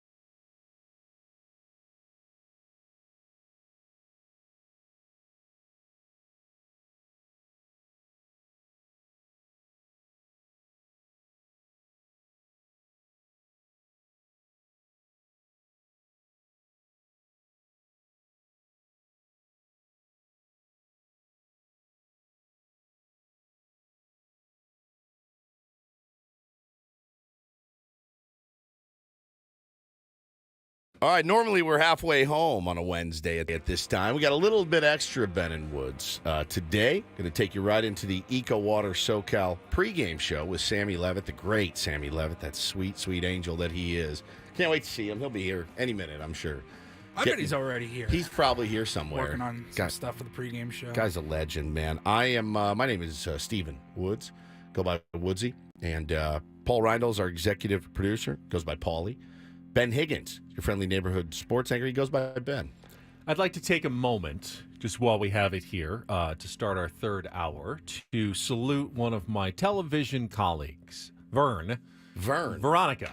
She is retiring. She is at that age. She's been in television forever. She's one of my favorite people at Channel 10. Has been there since I started, and I've been there 20 years, and she's been there much longer than I have. Usually works in the control room or out on the floor running the prompter for us. Just a terrific person, and she is heading into retirement. I was talking with her yesterday, and she said she had to go down for the first time to the Social Security office. And I realized I'm usually the person who kind of Ben-splains things, like how things work. I have no idea how Social Security works. Same. Did you just get a check? I don't know. I assumed kind of, you hit an age and then they send you a check, but I guess it's more complicated than that, and had that realization that, I've got fewer working days ahead of me than I have behind me. I mean, I've been working consistently, for 27 years now, and, probably less than that ahead of me. We're 20, I think retirement age now is 67, so we're both less than 20 years away from the official retirement age. Now, you can keep working if you want, but you can start taking, I guess, your full Social Security now at like 67. Not that it'll even, some people always say, and it won't even exist by the time you get there. I have no idea really how it works, but she said, it's a nightmare. It's worse than the DMV. Really? Going down to the Social Security office. Just got that to look forward to. It also got me, thinking, Social Security number. Like, it's like that number that you're assigned at birth that you remember, and you're not supposed to share with anybody. How much do you have to trust someone to give them your Social Security number? A lot. A lot, right? Yeah. I gave Paulie my Social Security number yesterday. You did? Yeah. I wrote it down. It's time to rage. What can we do? Let's open accounts and stuff. I trust Paulie for the most part. I don't trust bad you. Decision, Always a friend. dig. Bad decision. Always a dig. I trust Paulie for the most part. I trust Paulie a lot. I don't trust him not to give it to you, though. And I don't What trust am I you. going to do with it? I don't know. You don't trust me? I'm with my trustworthy. you are trustworthy. I can't. Have you given anyone your Social Security number? My Obviously, you wife, give like your wife over the phone. I know my kids. And I don't know my kids. Do you guys ever like? I mean, yes, your wife might need it for signing you up for something. Hey, I need your Social Security card. Do you ever put it in writing, or are you? I'm domed out about like phones getting hacked and like, here's my Social Security number. Like, I'll call and say it over the phone. No, I don't. I just do it. Just plug it in. What will be, will be. That's just how I look at it. I can't worry I'm paranoid about that kind of stuff. Paranoia and I are not a good combo. It's just not a good combo for me at all. And if someone's just determined to steal my identity, I'm going to deal with the repercussions. My identity isn't that fun anyway. If you want it, borrow it, go ahead. What do you get? A couple grand? I mean, enjoy. You want to pay off my credit cards for me? Thanks. You're robbing the wrong guy, buddy. If I ever got held up at gunpoint, I'd be like, buddy, I understand times are hard. I'm the wrong guy. I can point you in the direction of some other people that may be more lucrative, but it's not me. I'm not the guy that you want to come after, right? I'm not. My liquid, it's not. I'm not worth a ton of dough. So correct. I give you what's in my wallet. Maybe $100, and then whatever's in my ATM. It ain't much, but I won't rat you out. Even I'll just give it to you if you don't hurt me. So now we have a special relationship, Paulie and I. Yeah. Because he has my Social Security number. Should I ask for his in return? No, I think you're fine. Like hold it as collateral against mine in the future. No, I think it's fine. Tom says he's going to need more than 20 years of Ben and Woods. 20 more years. I don't know if I got 20 left in me. 5 is 5. 5. No, we need more than that. I mean, I definitely am not going to be able to retire in 5 years. I didn't say I never really planned on retiring anyway. Like my buddy who's my same age that I played golf with, he's already kind of thinking about retirement. At 48. Hey, he's got good paying jobs. Yeah. He's good with the stock market. He's investing and doing everything. I'm like, Just work until I die. Yeah, Fine, just work whatever. until I keel over in Just the keep newsroom going. or on the I air. like what I do. That's a good radio bit. Dying on the air is phenomenal. Phenomenal. Only problem is you can't really tease it. I'm definitely...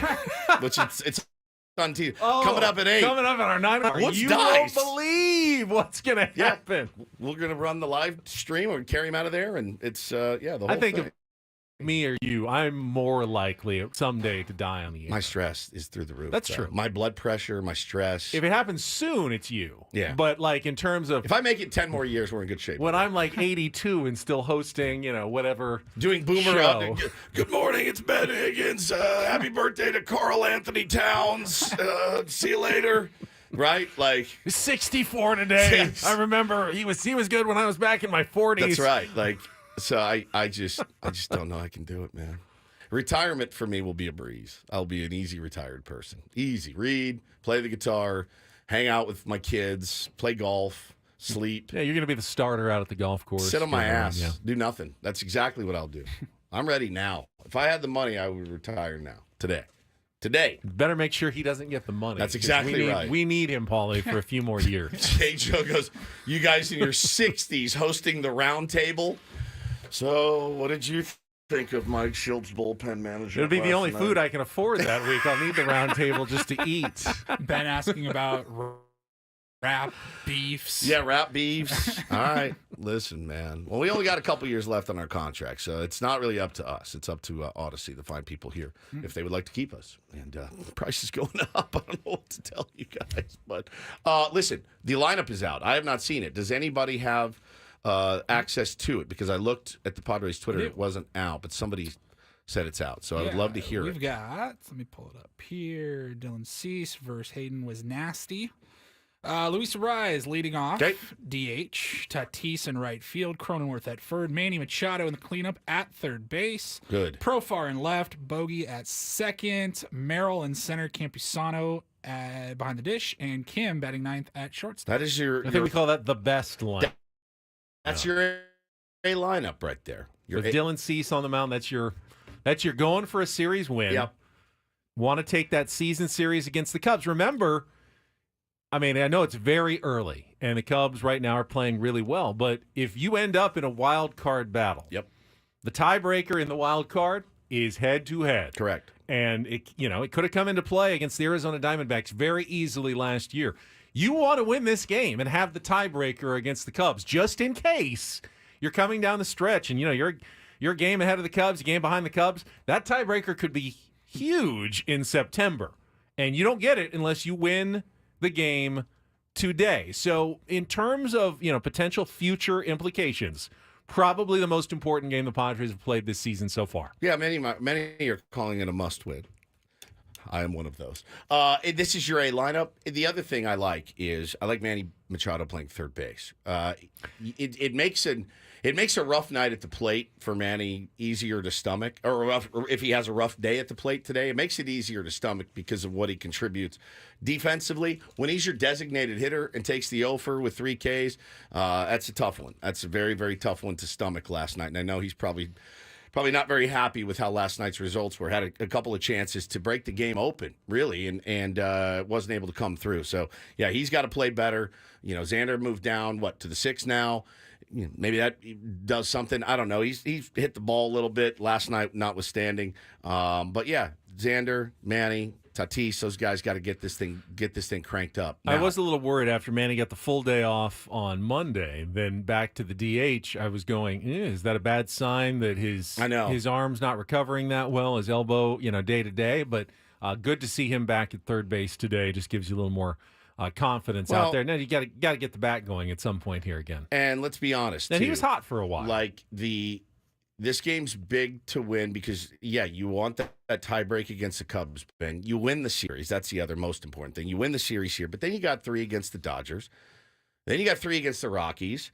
Then you've got 4 against Atlanta, Cincinnati, the Yankees. Gets a little easier with the Marlins, then Kansas City, then the Angels. You get a little bit of an easier stretch there for about 10 days. But, man, it's going to continue to stay very, very challenging for the San Diego Padres, and they keep hanging around 500, not really found a way to make that move to 2 to 3 to 4 games over 500, and it's not going to get any easier with the Dodgers coming to town. So this is a big one. This is a big one. You get the off day, reset everybody, and then play your very best and your very hardest against the best team in baseball right now, the LA Dodgers. Do not want to go any further since we had a very busy first couple of hours without at least making mention of Randy Vasquez and the job he did yesterday. 4 1/3 innings, 5 hits, 1 earned run on the home run by Cody Bellinger, 6 strikeouts, and also, Adrian Morejon and Stephen Kolek coming in behind him and going up against a tough pitcher with Joe Musgrove out, and you're kind of bullpen daying it to give your team a chance to win that game. I was very impressed with Randy Vasquez yesterday. Yeah, man. Struck out 6, got swing and miss. 83 pitches, 60 of them for strikes.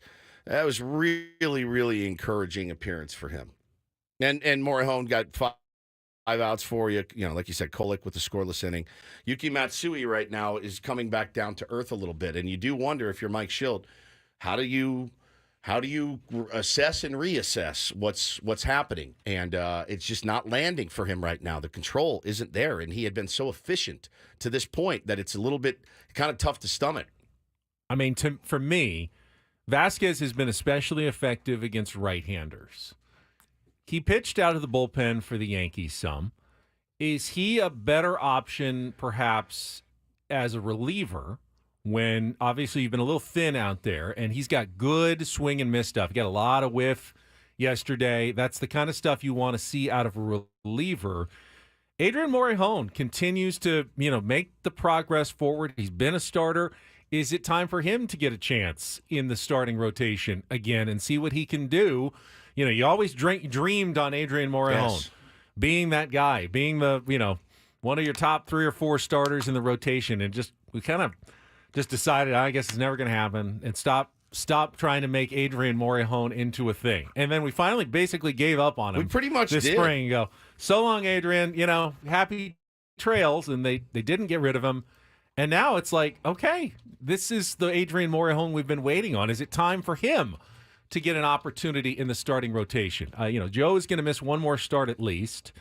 Vasquez certainly didn't do anything to lose that opportunity. I imagine you'll see a Vasquez-Morejon combination again, in 5 days when he gets another chance to fill in for Joe. But after that, if there's another spot in the rotation, if Waldron, continues to scuffle, is that a Morejon spot going forward? I would wonder if we want to see that.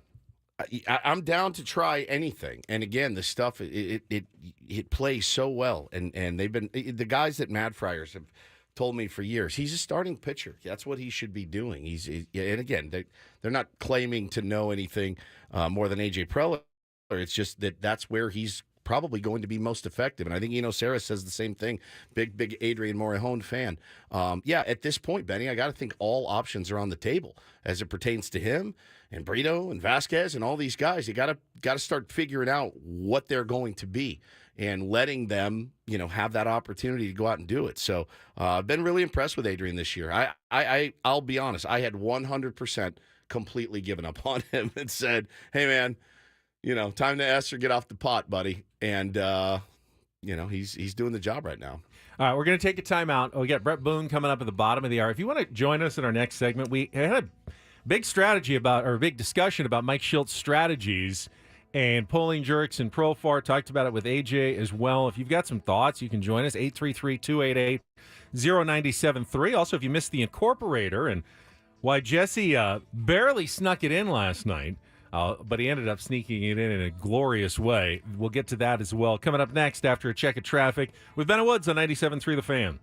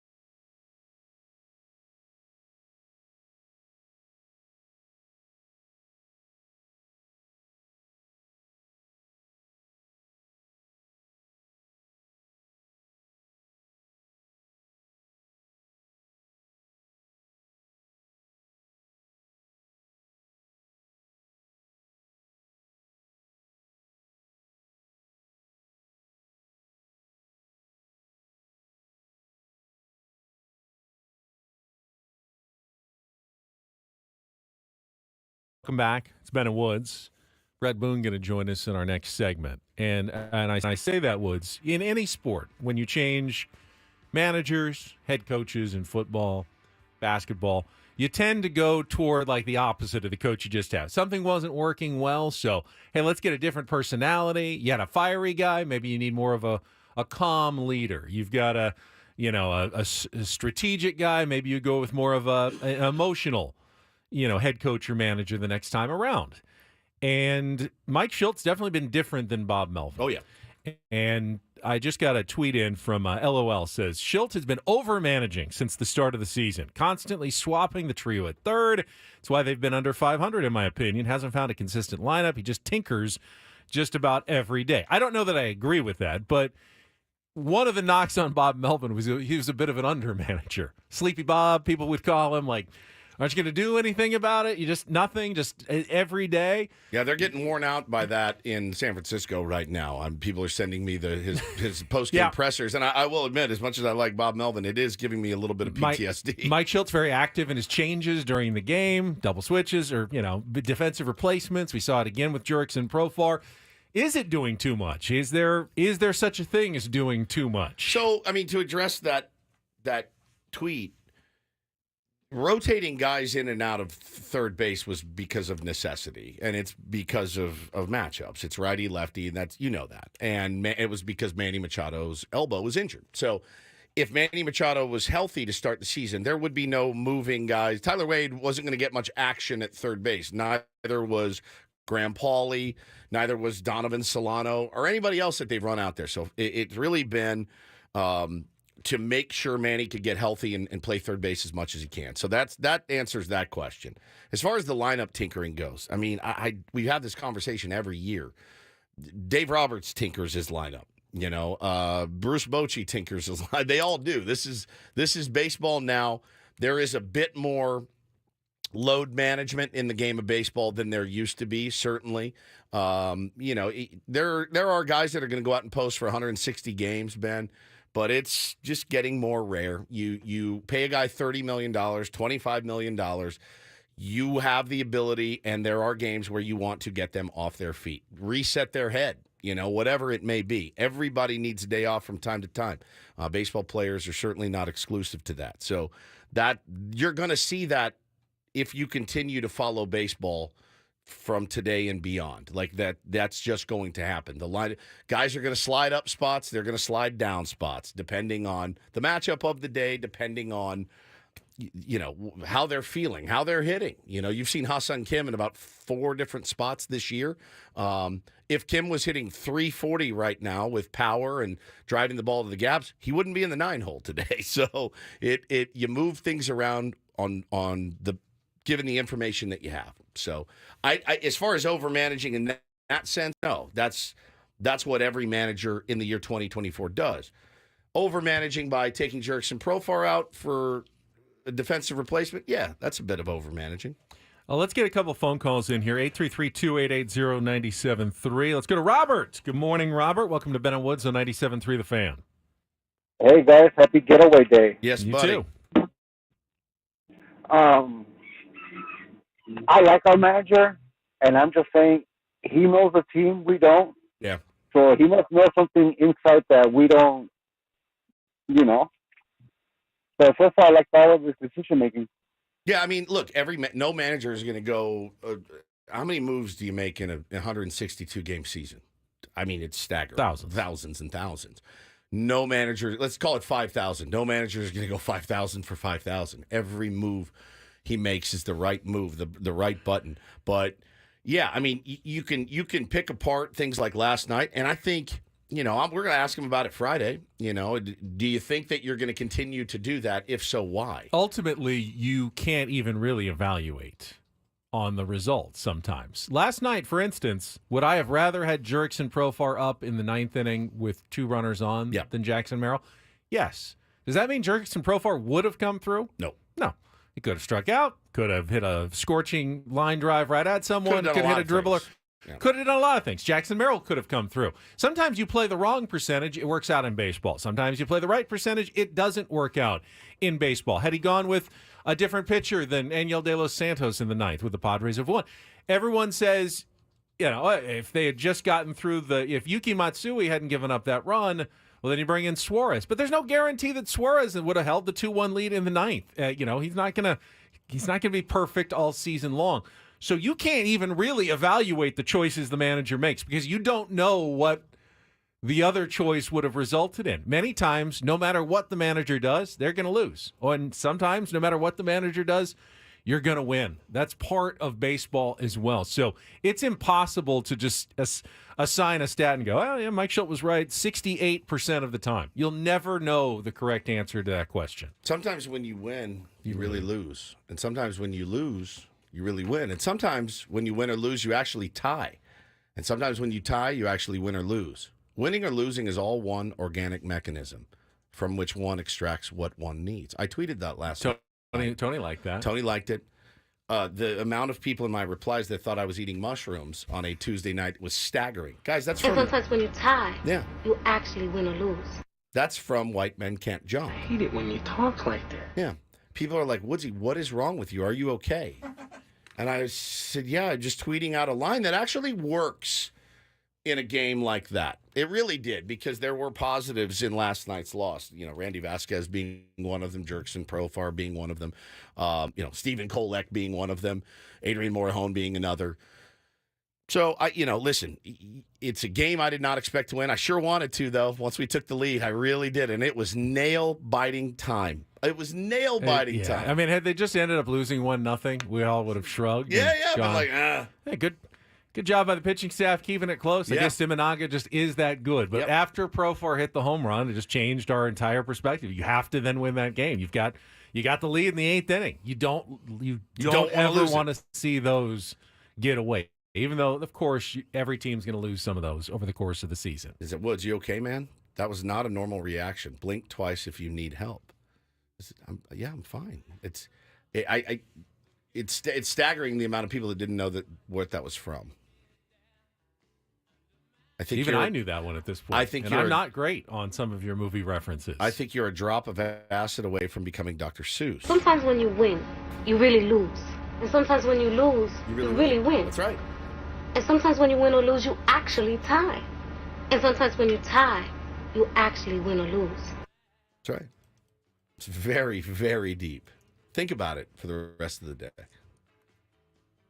All right, it's Ben and the Lorax here with you on 97.3 The Fan. Bret Boone will join us next. Don't go away.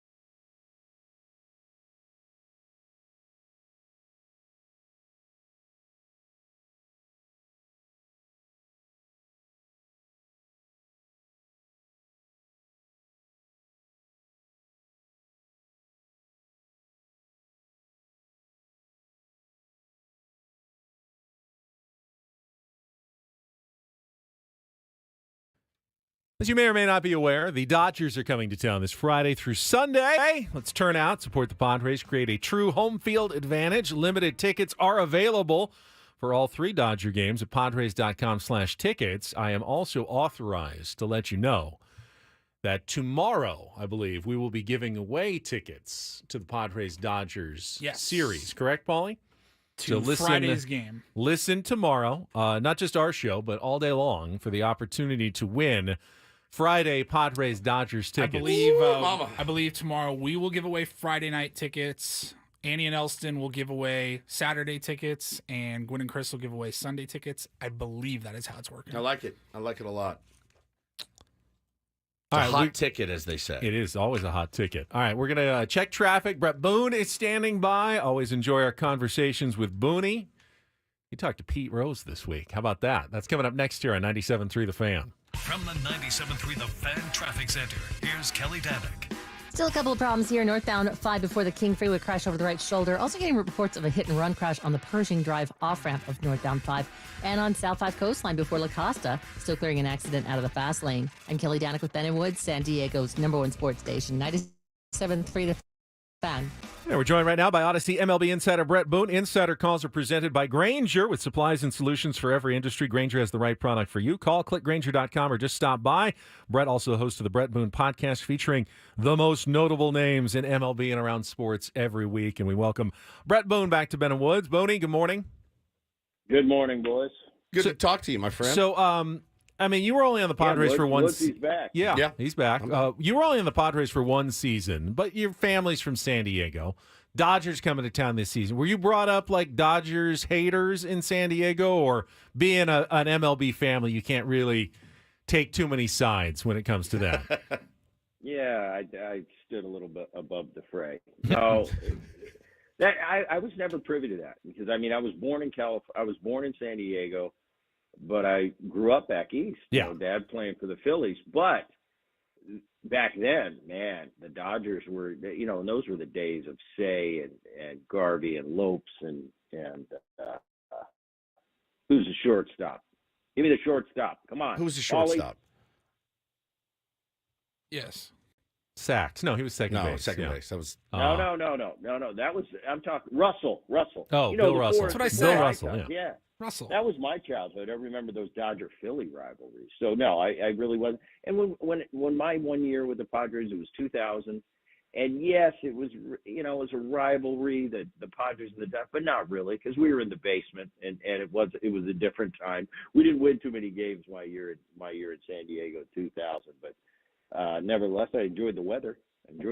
It's so funny. The golf courses, I'm sure. It's so funny too. Like growing up in the family that you did, the allegiances that you have for a short time. It's a different level of fandom, right? Like, oh, we love the Phillies, and oh, we love the Reds, and oh, now we love the Mariners, and now you know your kid goes to USC, right? He did. My son went to Princeton. My daughter went to USC. Daughter went to USC. Yeah, now you're a big Princeton fan. You know, as much as I loathe USC, if my kid gets a full ride to USC, fight on, man. I will be there front row. Like, it's just so funny how it works. Without a doubt. And we still have it to this day because Aaron went to SC. I went to SC. Savannah, my daughter, went to SC. My dad is a Stanford Cardinal. So now you've got, you know, when I was at SC, Dad was kind of, fight on. I hate that song, or this and that. I'm like, Dad, whatever. You know, you take college too serious. Then Jake goes to Princeton, you know, but Dad was always the intellect. You know, you're the Stanford grad. Yep. And now all of a sudden Jake goes to Princeton and kind of one-ups him. So now they have intellectual you know, they've got their intellectual conversations going on at Thanksgiving where me and Aaron are the two SC dropouts. You know, we signed our junior year. So we stay out of that conversation. We let them argue. But it's cool. And you know, it's a lot of fun. But I still, to this day, when the Stanford plays SC, Dad he'll give me a call. Yeah, you think Cardinals are going to beat them today? You know, come on, Dad. It's SC, and at the end of the day, I really don't care. And it's like, but he cares more than me. Aaron Boone cares. SC, he'll be playing the fight song. He's got his thing. His SC jersey on. He embarrasses the family. He'll paint his face if need be. Amazing. So Whereas me, I'm the casual observer. Of course, I want SC to win, but at the end of the day, You I don't really care. don't give a rip. I don't really give a rip. Let's be honest. What have they done for me lately? That's true. No, that's not true. That's not true. They take good care of me when I go up there. They give me sideline passes. SC, come on. Very unaffected. That's our buddy. Bret Boone joins us here. So you got to tell us, fill us in and the audience on your conversation with Pete Rose. And you know, I've seen a lot of comparisons to Tony Gwynn when they're talking about Luis Arias. Obviously, they're now, you know, both Padres at one point in their career. Tony here his entire career. But Pete Rose is another guy that the bat-to-ball skills were absolutely outstanding. And a very, very, very, very, very difficult guy to get out. How did that convo go? It was great, you know, because I've been wanting to get Pete on for a while, and he's 83 now, but he's sharp as a tack. And I mean, the thing that fascinates me about Pete is I grew up with him. You know, Dad and him were teammates. I spent a lot of time with Pete as a kid, and I never had favorite players. You know, you always ask, who's your favorite player growing up? Well, in the lifestyle I grew up in, all my dad's teammates were my favorite player. One day it could be Bull, and the next day it's Schmitty, and the next day I'm painting Manny Trio's glove, and Manny's my favorite player. So I never had a favorite player, but I always admired the way Pete went about it. When the national anthem ended, for the next 3 hours, if you were to tell a kid, how do you play the game of baseball once that game starts, look at Pete Rose. He was unbelievable. The stories I heard through the years, I remember my dad, and Pete was noted for never giving up in at bat. Most of us get 4 hits in a game. We're celebrating for a week. Pete, no, I got to get 5 now that I got 4. I remember a story my dad told me. Pete was going through a messy divorce in Philadelphia in the late 70s. And my dad was like, Pete, you know, how do you do it? Back then we didn't have social media. It was just newspaper and TV. But he said Pete was on the cover of the you know, sports page every day about this messy divorce he's going through. And he said he went up to Pete one day during BP and he said, Pete, how do you do it? Because he was raking. He goes, how do you come to the ballpark and get 2 hits every night when you're going through all this messy divorce? And he said, Bobby, it's a hell of a lot easier going 2 for 4 than 0 for 4 dealing with this shit. And that was Pete Rose. Sorry about the shit. Oh, you're right. The double. It's all right. We had Goose Gossett, John. We're fine. That's the type of player he was. And it was cool catching up with him. He touched on the Ohtani situation and what's gone on here in recent times, touched on his own situation. He was very apologetic about it, but I didn't see he's at a point in his life where it's not like, oh, please let me back in. It's kind of like, you know, maybe I'll get in one day. Probably when I passed away, I'm long gone. But I think he's come to grips with it at this stage of his life. It's probably not going to happen in his lifetime.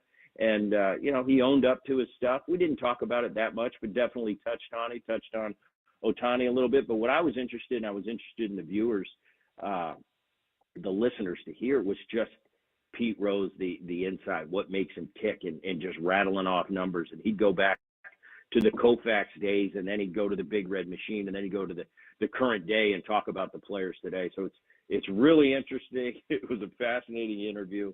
And I always love talking with Pete. You know, we share a few stories about me sleeping at his house the night before they had the World Series parade in Philadelphia and what happened that morning. It's actually pretty funny. You got to listen. But other than that, no, it was good catching up with Pete, and Pete's still Pete. Insider Calls brought to you by Grainger. For the ones who get it done, Grainger offers professional-grade supplies and solutions made for every industry and backed by product experts. Call clickgrainger.com or just stop by. Now that you're a media professional, you know, we can't really allow the cursing. That's one of the things that you as a media professional. He's just a podcast guy. Yeah, well, I mean, he's still authentic. Yeah, right. Yeah. Hey, Paulie, tell him, Paulie. You know, I agree with you. You know, watching Pete Rose play, it's so hard to separate Pete, all the off-the-field stuff, and how long he just denied what was so obviously true, that he was betting on the games when he shouldn't have been betting on them. I feel like if he had just come clean, you know, at the start, it could have been over decades ago. And you were on the Reds when it was still pretty fresh in everybody's mind. What, he was suspended in 1989. You were on the Reds 94 to 98. I'm sure it was still a huge topic in Cincinnati back then. And let me be clear on it. I'm a huge Pete Rose, the baseball player fan. Yeah. Huge. Yeah. But I still wrestle with it in my mind. You know, I know there's the guys out there, hey, it's been long enough, let him in the Hall of Fame. And then there's the guys on the other side of the ledger, like, no, he broke the coveted rule, the rule. I'm still kind of on the fence about it. I mean, yeah, I'm a pretty forgiving guy. I don't really worry too much about other people, and I don't get into other people's business. But when it comes to betting on baseball, on your profession, you know, I'm a gambler. I love going to Las Vegas. I'll make a football pick without a doubt. I love the Masters pools. So I'm not going to sit here and act like, oh, I've never bet on it. Of course, I would never consider, and nor have I met any teammates or colleagues or guys I played against that would ever consider betting on the game of baseball, which they play for a living. So I'm still on the fence, and as big a fan as I am of Pete, the ball player, I still have my druthers about, man, if you break that rule, should you be allowed in? I'm still kind of on the fence about it because it is the one rule that is kind of holy. It's so crazy. I mean, we talk about it a lot on this show. The art, separating the art from the artist, Booney, is, I mean, if you want to just look at art, one of the best painters to ever do it is Pete Rose, period, the end. And, you're right, man. When you watch how he ran the bases, when you watch how, like, Pete Rose was never going to slide into third, stand up and give Ron Say a hug, after hey, how you doing, pal? It's, bro, right. We'll have a beer after the game. We'll have a beer in the off season and go hunting and fishing, but we're not friends right now. It's a different era. He was from a different era. He was the era at the time. And yeah, we talk about it a lot. I'm with you, man. I have a lot of people like that. The art from the artist is a tough thing to separate. Yeah. Without a doubt. He's great. Who do you get the sense from him? Because we interview a lot of ex-ball players on this show. We spend time with you guys at Fantasy Camp. Do you get the sense that he likes the game of baseball still? I think he does. I think, of course, like most of us, we're pretty partial to our generation. Sure. But this game, if you don't move with this game's going to run you over. I came to a conclusion a long time ago because when I first started getting on the media side, it was a kind of I'd compare everything to my generation and I thought, no, you got to roll with the game. And as the game expands, you've got to expand your mind or this game will run you over. It'll leave you in the background. So the get off my lawn and my generation was better.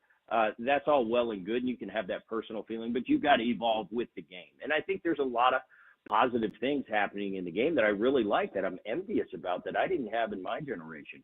But I roll with the game, and it is what it is. Yeah, I can parse and say, I don't like that, but I do like that. I don't like that. You got to roll with the game. I think Pete does his best job to roll with the game, but I'm finding it especially in that older generation, my dad's generation. My dad's 76 now.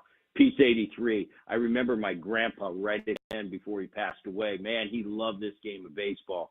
But boy, was he partial to his generation. And he'd always look at me and go, yeah, back in my day, Feller would have done this and that. I go, hey, Gramps, Randy Johnson's pretty good. He ain't like Feller. He ain't like Feller.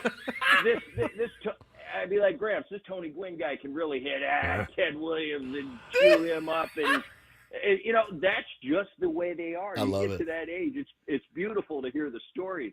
But you get to that age, and you're kind of locked in. And I can tell that, Pete's evolving with the game. He talks the game today. But, man, he really loves his generation and the way the game used to be played. But, yeah, he's moving on as well as he can. But I find when you get to a certain age in life, and Pete, like me, I'm 55. I've seen my generation. I saw my childhood generation. I'm currently watching this current generation. I don't have as much experience as Pete does, who saw his generation, the generation before his, the generation X, and now 3 generations after his. So he's got a lot more life experience. So I find it's really tough for the older generation to really embrace this current. They try, they put a good face on, but you can tell when he's talking, man, he loves how the game was played when he played. Booney, last week you told an amazing story about Pedro Martinez. We shared it with Woods the next day when he came back. I got a couple minutes. I'm going to put you on the baseball story spot again.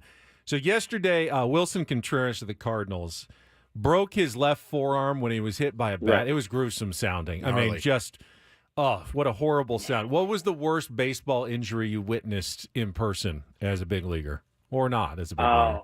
I saw 2. One was Oh, okay. Let me think. Right-hander for the Seattle Mariners. Brad Holman was his name. Okay. Brian Holman was his brother I came up with. Brad came up years later. We're in Texas. Line drive. I can't remember the hitter. Hit him right in the forehead. Off the bat. God. And he goes straight down. I run in from second base, and he's out cold.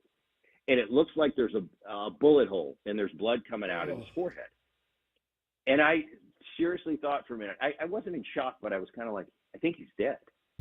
Oh. Like, man, not in a funny way. Like, no, I really think might he's be dead. And now he came to, ended up coming out completely recovering. Never recovered probably for his baseball career.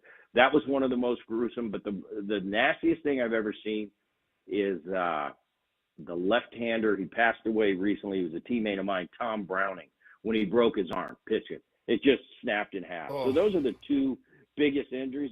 One of the saddest days I've ever had was 1996. I was on the disabled list to start the season. I had elbow chips, and it was opening day, and I forget the gentleman's name, the umpire that passed away at that's Riverfront right. Stadium in Cincinnati. And I wasn't in the game. I remember I was in my jacket. It was a cold day. I think there was snow on the ground. And John McSherry. John McSherry. I'm sitting there on the top rail, and it's just kind of like anything else. He turns around, he starts headed back towards where the ground crews sit behind home plate.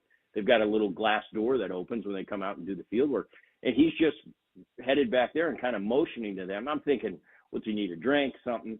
And all of a sudden he collapses, and I'm going, what happened? We're all just sitting there as players. Next thing you know, he died. He died right there. We knew right then. They said he was probably dead before he hit the ground. So I've been through some, I've seen some pretty gnarly things. That injury you're talking about the other day, I was just talking about that. JD Martinez is probably one of the, he's an astute hitter. He studies the game. He really, and it's an overused term in today's game, but really let the ball travel. Well, Martinez really does let the ball travel. He hits it as late as you possibly can. But usually there's a flaw in the system. You hate to see an injury like that. But usually all my games, all the times I went to home plate, all the hard swings I took, I probably ticked the glove twice in my career. So it's really something that if it happens, it's usually the catcher's fault. I heard St. Louis is trying to incorporate it into their catching program, getting closer. Well, you might not want to get that close. Booney, we'll have to continue this next week because we're out of time, man. Running. Great job as always. The music's playing us out. We love you. We love you. Great stuff. We'll talk to Booney again soon. We'll be back. Paulie's getting naked for the Reindl Report next. Oh, God.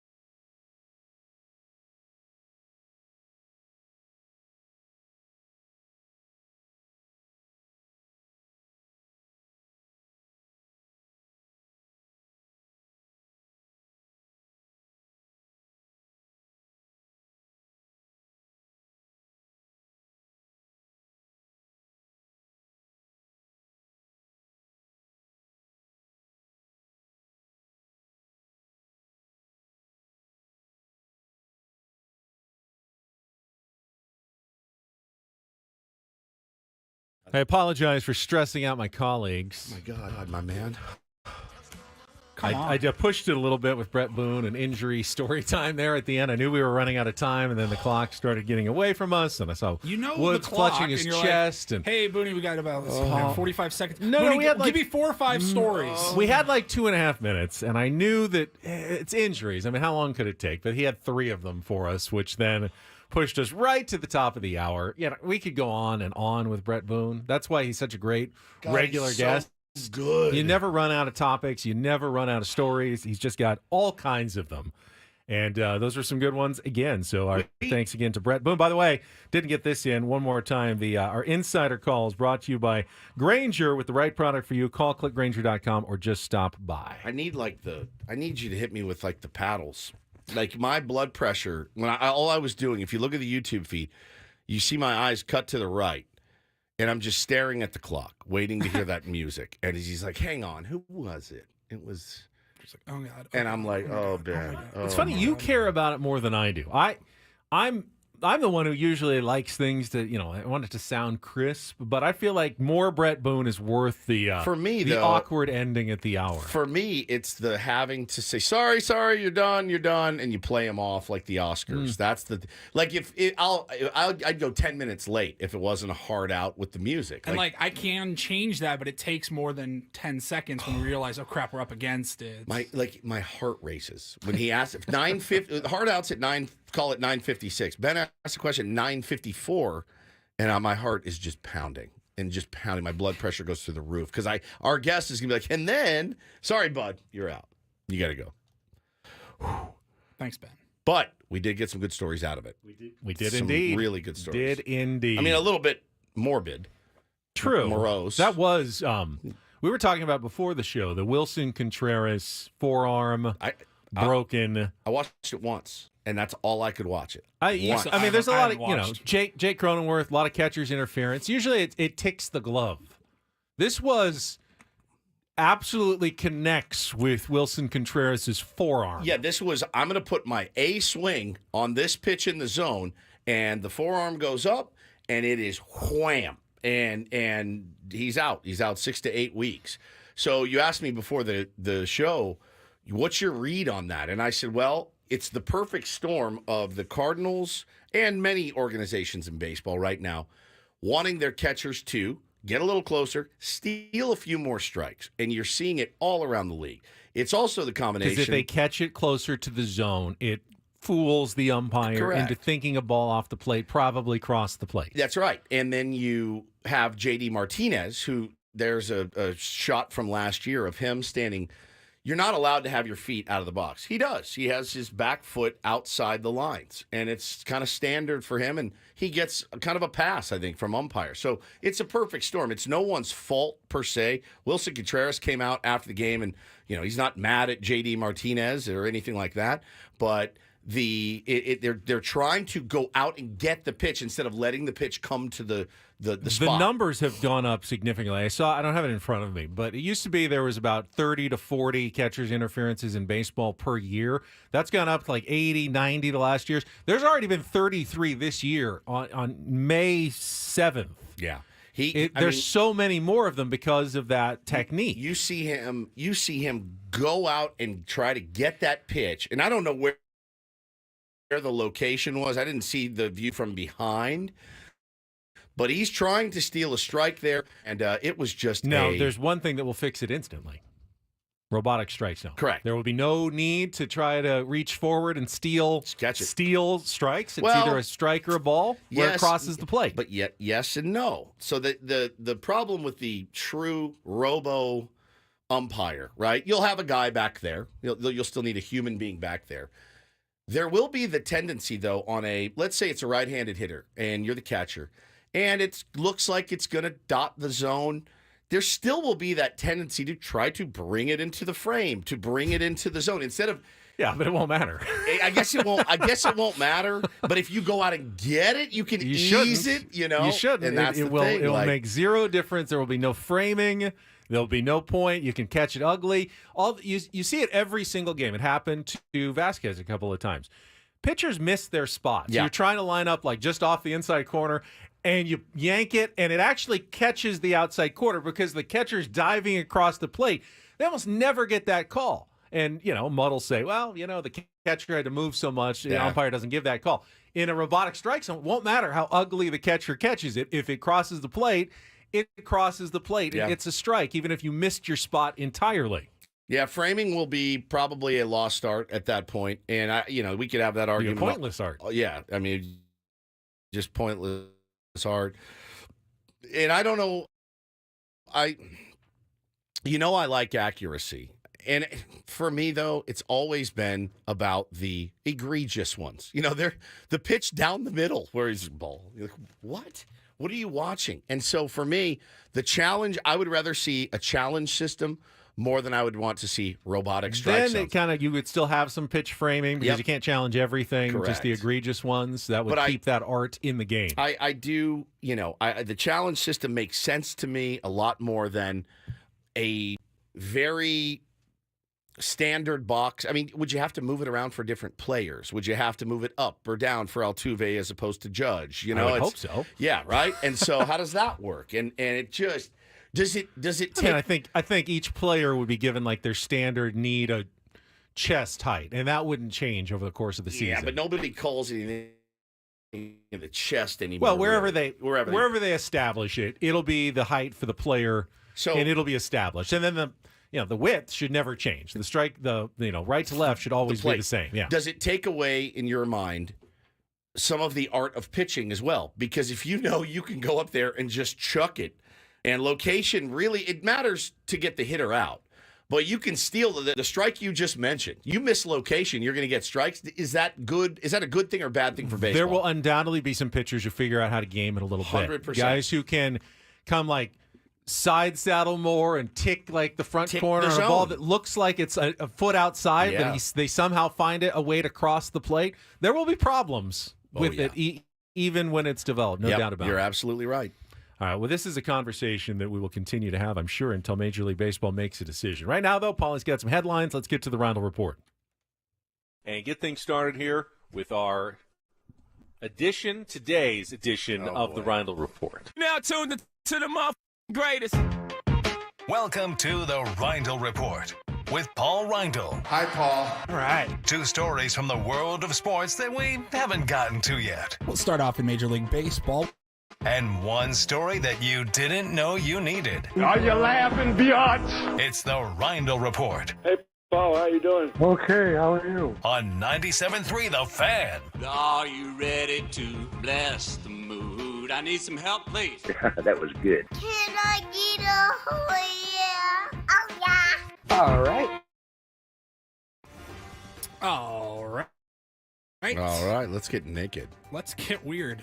First, we'll get to a sports story, and then we will get weird. I promise you. We have talked about this a couple of times already over the last few months. The Players Era Festival is what the name of that NIL basketball tournament in Las Vegas is going to be called. And San Diego State's been rumored to be a part of that. 8 teams this year, expanding to 16 teams next year, and the whole point of the tournament is every team will make some significant money in NIL dollars for their players to be spread evenly, and then if you win, you get a little bonus. And Matt Norlander and Dennis Dodd from CBS Sports, they reported yesterday that 7 out of the 8 teams needed are already locked in. San Diego State is one of them. Nice. Thought it was interesting also that it's reported that this is a 3-year agreement. And I believe, Ben, you can correct me if I'm wrong, teams typically, there's like a period where they can only play in one tournament every couple years or something? Yeah, actually, it's every 4 years. There's a rotation. We talked about like Maui Invitational and Wooden Classic, and you rotate because you can't invite the same teams 2 years in a row. So I don't know how they're going to get around this. There's some speculation that they may like run concurrent events. Like there's half the field's playing in the Las Vegas Classic, the other is playing in the Las Vegas Invitational, and then the next year they will switch and they'll be in the Las Vegas Invitational. The other teams will be in the Las Vegas Classic, and it'll be like, oh no, we're not in the same tournament. No, it's different. It's totally different. But ultimately, if you're talking about $1 million at least per team, that like more than doubles SDSU's NIL budget for the entire year in 3 days. Fantastic. It's a boon. It's like a lottery ticket for San Diego State basketball. The fact that they were invited and are being included in this, it's huge. Like, best thing that's happened for Brian Dutcher since making the Final Four, for sure. This is gotta huge. help. Yeah, that should help with recruiting. That should help Keeping with players transfer and portal, not transferring, keeping them, attracting new players. You can, you'll be able to offer those 6-figure deals that you haven't been able to offer before. Huge news for San Diego State. It says here that event organizers are in the final negotiating stages with MGM Resorts International to hold games at any or all of its 3 major venues: T-Mobile Arena, MGM Grand Garden Arena, and Michelob Ultra Arena. And these will all be played the week of Thanksgiving, the 26th, 27th, and 29th is what's tentatively out there for right now. Right. So, Yeah, Thanksgiving. That's fantastic. I'm very excited. I've already got a trip planned before this tournament was even a thing. During that week, so I'll get to go watch the Aztecs. Are you going to Vegas. hit up the Aztecs PR department? Well, I can try, but I don't think they'll respond to my email per the last 5 years. I know you would, Benjamin. You'd drop the email for sure. Maybe. Are you going to go to this tournament? I don't know. I've never been to one of those tournaments I haven't before. either. Might be fun. Family trip? Might be fun. Family trip. Yeah. All right, moving on. Let's get weird. There is a, we've talked about cruises in the past. Yeah, many times. Big topic of conversation. Disney cruise. There's always a theme, right? The Disney cruise. I think I got out of my cruise. I think I got out of the Disney cruise because of the diarrhea. My family, I convinced Hannah enough. We go on there, everyone's gonna have diarrhea. So I think we're out. When I was in high school up in Seattle, Washington, I worked for a cruise line. Did you? During the summers. I worked at the airport, but for the cruise line, we helped guests like either getting off their plane, getting ready to get on a bus to go down to the pier, or that going came home. back with diarrhea. Getting sick is actually fairly rare. I mean, you always hear about it when it happens, but it is fairly rare. All right. Well, Norwegian Cruise Line, one of the cruise lines I worked for, is launching in 2025 an all-nude cruise. Yes. It's called the Big Nude Boat. The Big Nude Boat. Yeah, it's gonna. There it is on the YouTube stream. I'll give you $2,000 cash. It's gonna be a nudist cruise to go on it. It's probably cost more than that to go on it. Well, I'll pay for the cruise, and I'll give you $2,000 cash for you to go and report live from the what is it? The Big Nude Boat. The Big Nude Boat. It's a partner, Norwegian Cruise Line partnering with Bare Necessities. And it's Bare Necessities. Is that a strip club? It's a nudist travel company. Their goal is to break down the barriers against social nudity and make clothing optional vacationing a viable and acceptable option. So it's going to be servers nude.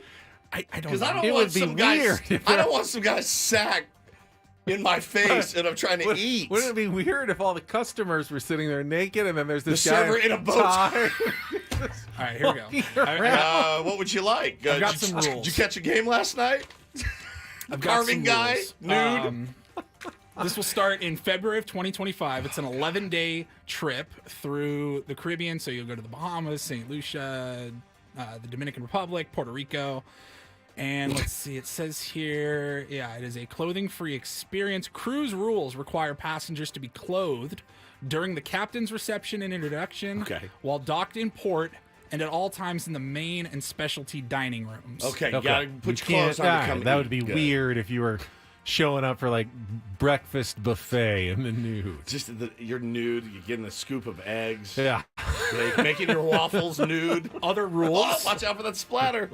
Other rules include putting a towel down before sitting in the stateroom pool deck and buffet area. I hope so. There is a ban on being nude in front of other ships while in port. And there's a ban on fondling or inappropriate touching. That's a rule on all cruise ships, I would hope. I think so. Yeah. Hey, guys, just to be clear, no fondling on this cruise. Oh, I fondled so much on my last cruise. The website urges You thought you were on the passengers- big fondle boat. Yeah, the big fondle boat. No, this is the big nude boat. Totally different. Jesus, that is unreal. The website says use common sense and proper cruise etiquette. It's not any different from proper etiquette in any other social situation. Bare Necessities told CNN, our mission is to provide relaxing, entertaining, and health-conscious vacation opportunities that offer non-threatening, natural environments where the appreciation, wonder, and compatibility of nature and the outdoor human I can don't occur. really get the nudists, the nudism. I like clothes. I do too. The older I get and the uglier it gets, the more. They're really helpful and useful in so many different ways. We're going to my my mother-in-law's on Sunday for Mother's Day. We're going to go to brunch, all of us, and then we're going to go swimming. I told Hannah this morning, I need to order a Shaq jersey to swim in because I don't want to take my clothes off at your mother's house. Her brother's there. He's all buff and yoked, and here's me, just pasty, white, disgusting. I'm like, oh, no. I'll be the guy in the water up to his neck all day, and then run for the towel. You know that this isn't going to be a crowd of 20-somethings on this cruise boat. Yeah, either. you said everybody's going to be in their 50s and They're 60s. going to be repulsive. It's going to be like the YMCA locker room in there. Just thatches of hair that you don't want to see everywhere.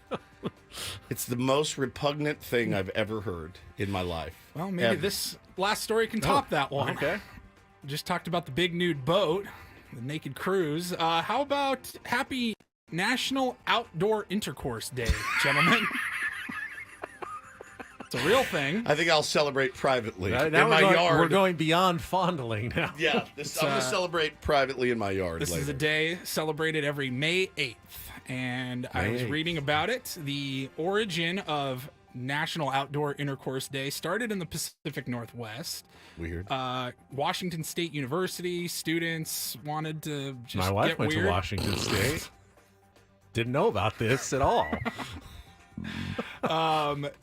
Now, why May 8th?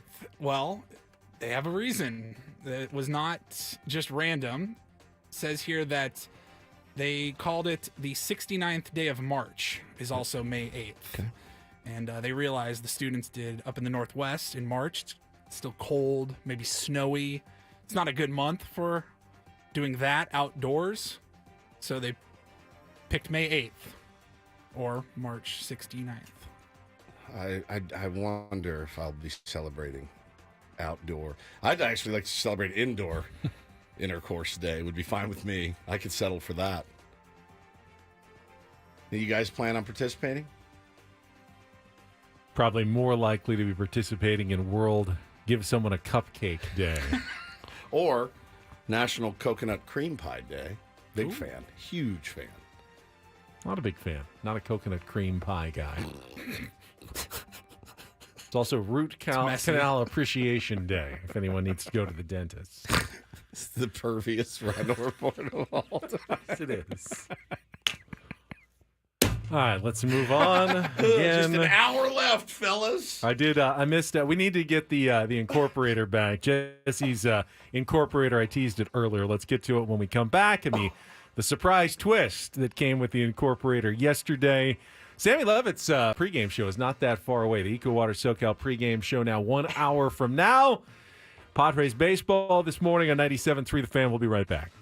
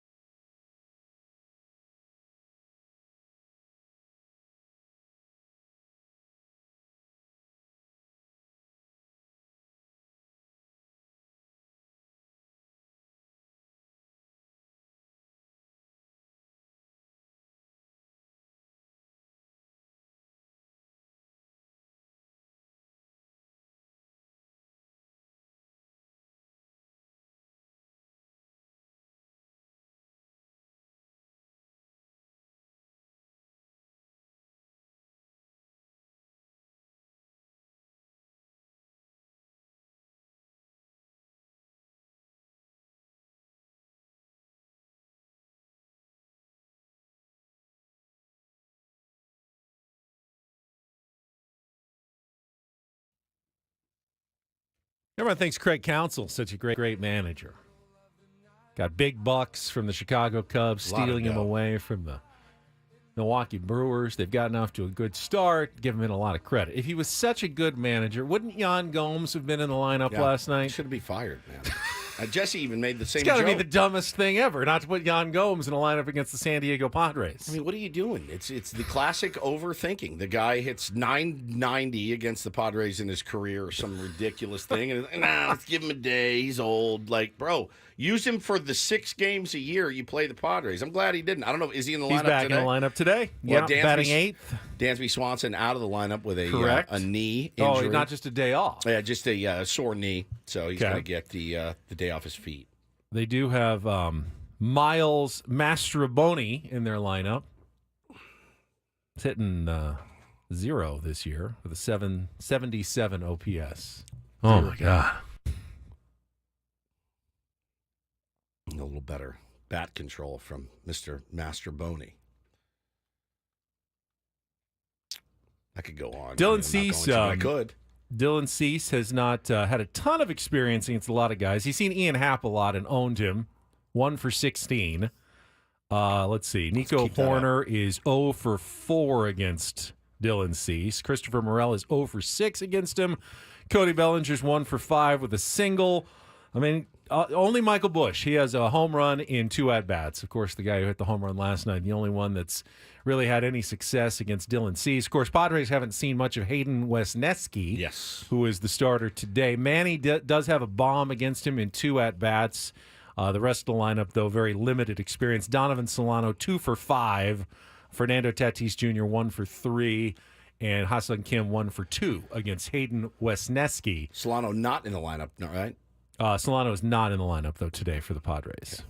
So that's your quick update on the matchup. So last night, speaking of Jesse Agler, had the Incorporator for him, and we gave him the word zoftig, which is plump.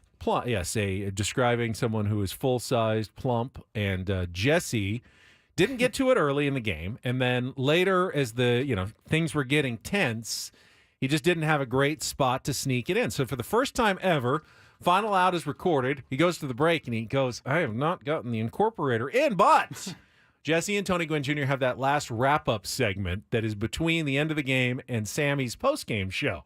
And Jesse decided, hey, it's not too late. I'm still on the air. The broadcast is still on. Let's get the Incorporator in there. So here is Jesse Agler, very late last night in the Incorporator. Again, this thing had a little bit of back and forth. It was a beautifully played game. Cubs made a couple of unbelievable defensive plays late that ended up being critical as well. And you knew it would be decided by the slimmest of margins. And you know what? Sometimes it just goes that way. And Michael Busch with a home run against Daniel De Los Santos. Padres had their shot in the top of the 9th inning against the Zoftig Hector Neris, but they just couldn't quite get it done. Amazing. And he's a perfect guy. Perfect guy. Hector Neris is Zoftig. I was hoping they hit him pretty well, actually. Just didn't find the holes. Jose Azocar ripped that one. Oh. Ian Happ made the terrific catch on. We talked about that earlier. Had some opportunities there. Another base running mistake in the game, though. It was Azocar as well who had the single, and the ball got away, and he thought he could take second base, but shouldn't have made the turn and ended up getting thrown out easily. That you go for it, and then you get about 3/4 of the way there, and you're like, I'll just turn around. Maybe that will work for me. Nope. The base running. Need to work on their base running skills. A good place to do that would be frozen ropes. Yes, sir. I forgot about this earlier in the hour. The Reindl Report, the very weird, nudist-filled Reindl Report, was brought to you by the Frozen Ropes Summer Baseball League. The Frozen Ropes is now registering ball players age 6 through 12. Go to SanDiegoFrozenRopes.com for more information. Work on your base running. All right. It's very important. We actually still have 2 segments left on the show today, which is unusual. I know Sammy's hard at work out there getting ready for the Eco Water SoCal pregame show. Put his ass to work. How about a little topic wheel with Sammy? Oh, yes. In our next segment. And then we'll let him go back to work and get ready for the pregame show. But let's pull Sam Levitt in for a few minutes here when we come back with more Ben and Woods on a Wednesday on San Diego's #1 sports station, 97.3 The Fan.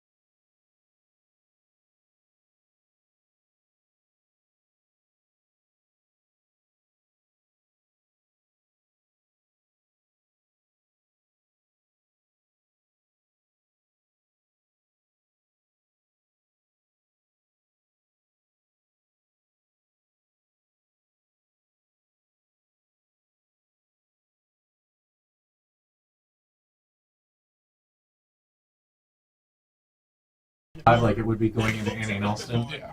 But then we come back for 14 minutes. And we're going to play Jesse. We're going to have to get to him quickly. Right away. Because we're out at, the music will start, the 30-second bet will start at 14:30. Yeah.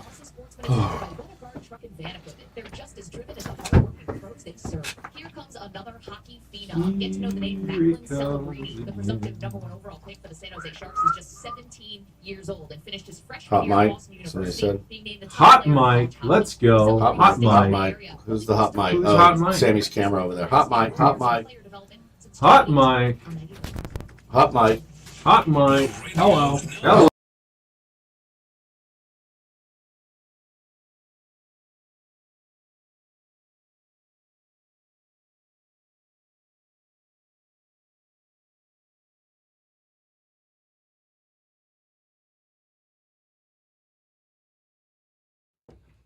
I actually watched a great game last night that was almost completely unwatchable. I know that doesn't make any sense. Welcome back. It is Ben and Woods. We are stretching into the 10 o'clock hour here to get you ready for Padres baseball this morning. And I happened to flip on late last night. I was still at work. The UCSD-USD baseball game called by our very own colleague Braden Suprenant. Probably lucky he has the day off because it went 13 innings at Fowler Park. UCSD rallied with 4 in the 9th. USD then scored 1 to tie it. And then no one could score until the bottom of the 13th when USD walked it off. They're having a fantastic season. But you forget, in college baseball, there's no pitch clock. And it's so slow now. There's no runner on second. There's no runners on second in extra innings. They start with nobody on base. There's no pitch clock. And they just go on and on and on. I heard Braden mention that they actually have a lights-out curfew at 11 o'clock at Fowler Park. So they came close, right to the edge of having to suspend the game if someone didn't score there at the end. I'd imagine Sammy Levitt, as a minor league baseball broadcaster for many years, had a few late nights, pre-pitch clock with some old ones. Good morning, Sammy.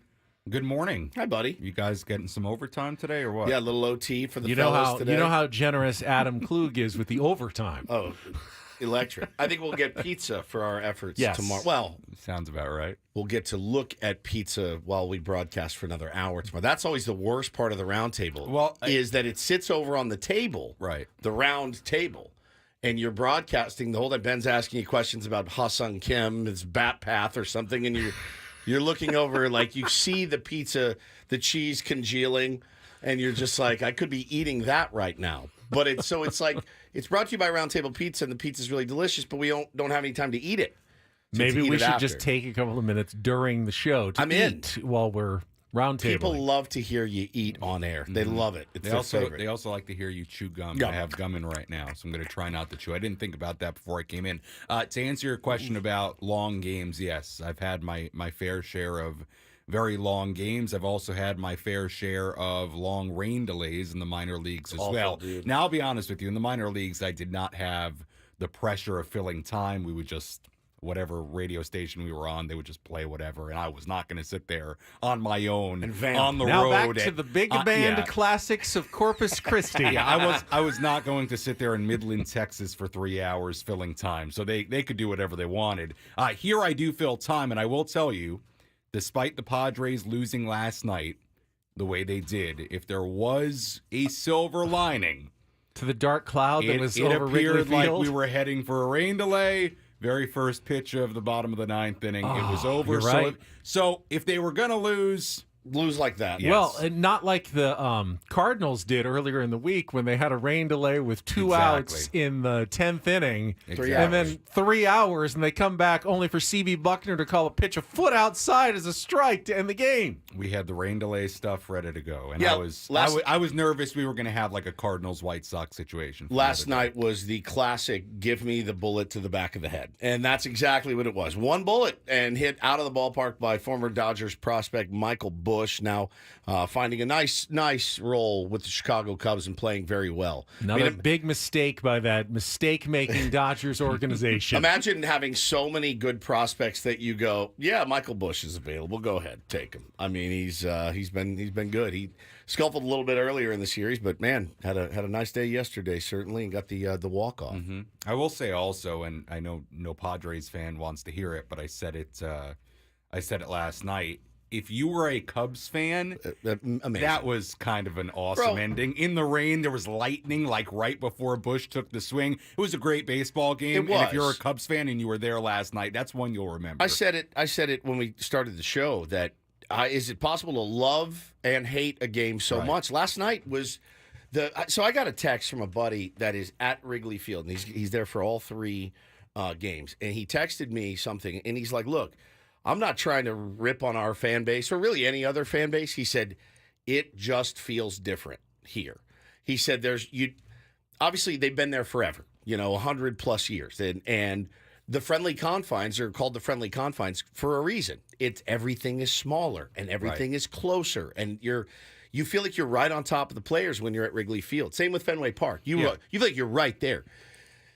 The difference is you got 100 and some odd years of history. And in the same neighborhood, they know what they're doing as far as the fans go. Sure. They really do. They have been trained and experienced to know when to stand up, to know when to give a guy a standing ovation, to know when to clap. It was rowdy, and it felt like the playoffs. I mean, I was biting my nails to the nub watching, a couple of games in May that may have some implications down the road, but holy cow, it felt like a win or go home last night. It was great. Yeah, there's no denying how cool that ballpark is, how cool the area is around it. I mean, I've had the privilege to live around there during the winters when I was in the minor leagues. It's amazing. Doing college basketball. I had a few different places I stayed that were right there on Belmont and right on the Red Line there, and it's unique. I mean, one of the really cool things, like you've probably experienced this being in Chicago, I mean, even during the off season, you could walk on one of the streets there. I don't remember the street that goes by right field there, but you would literally look in through the gate and you could see the field. I mean, it was literally the warning track is like 20 feet away. It's waveland. From the street. I mean, it's such a unique place and a unique park and what's around it. So I think you can appreciate that as a non-Cubs fan. Sheffield. Right, one of the coolest things I've ever gotten to do, other than being at Kerry Wood's 20 strikeout game, which was a complete whim. I didn't even want to go. I got dragged to the game. I was so hungover. I did not want to get out of bed. And I got dragged, and then rain started to come down there too, and that was a really special day. But being able to go on one of those rooftop decks and watch the game, having my buddy grill up, food and stuff for us, ridiculous. You can kind of do it at Petco Park, but you're much further away. Much higher. You're really close on those rooftops at Wrigley Field. Have I ever, this is totally not Padres related, but have I ever told you the story about how I think I broadcast the least viewed sporting event in Chicago history? No, this is fascinating, TV? though. No. Okay, here we go. This was, I don't know, maybe 2016, 2017. I flew into Chicago to call an Illinois high school football playoff game. I think it was between Lyons Township High School and somebody else, but it was on TV. It was on NBC Sports Chicago or whatever it was called at the time. This is like 2017, 2018. Or no, I'm sorry. It's when the Cubs were in the World Series, so that's 2016. Yeah. Okay, sorry. It is 2016. I don't know why. That's a key part of the story. And that game in the fall was literally at the same time as it was like game 1 or 2 of the World Series.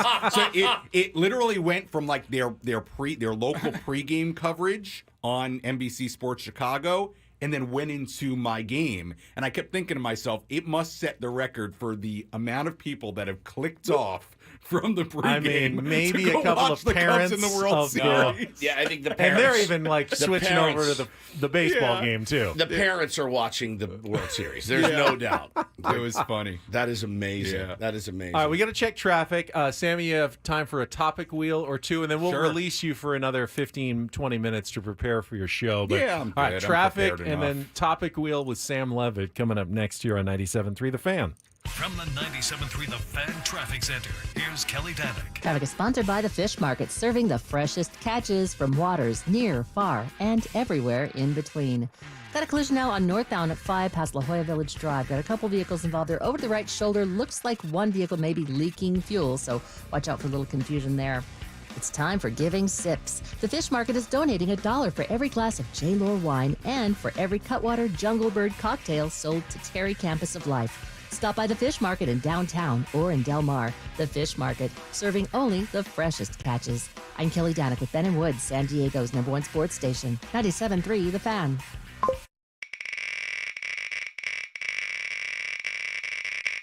Let's see what we got here.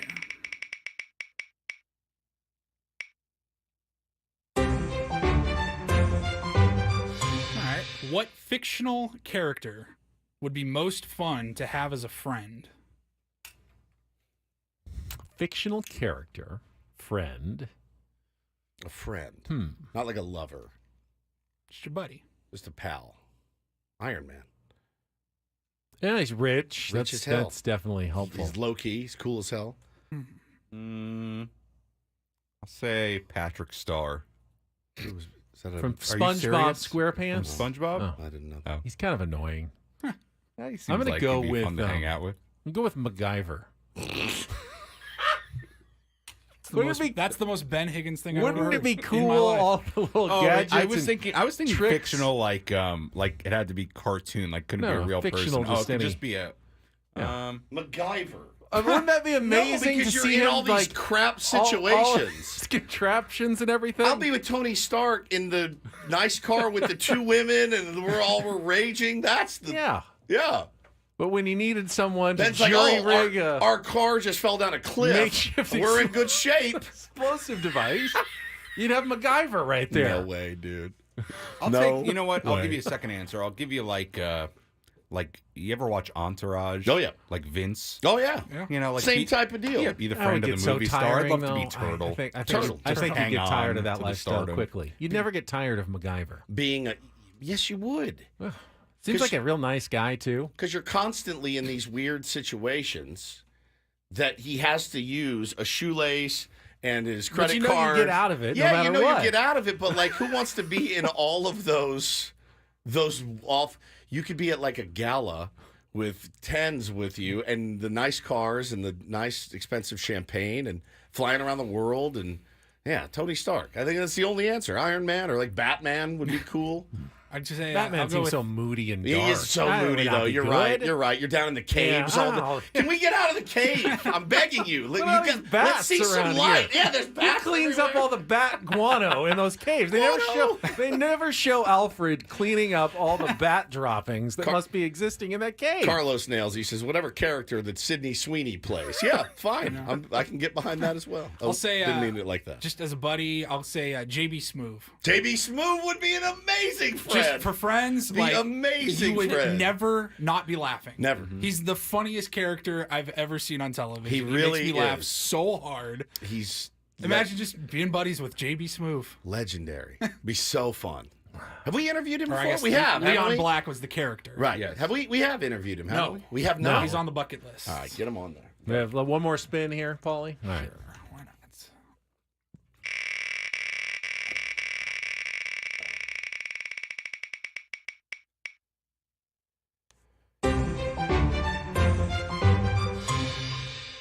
What was the first thing you remember purchasing with your own money?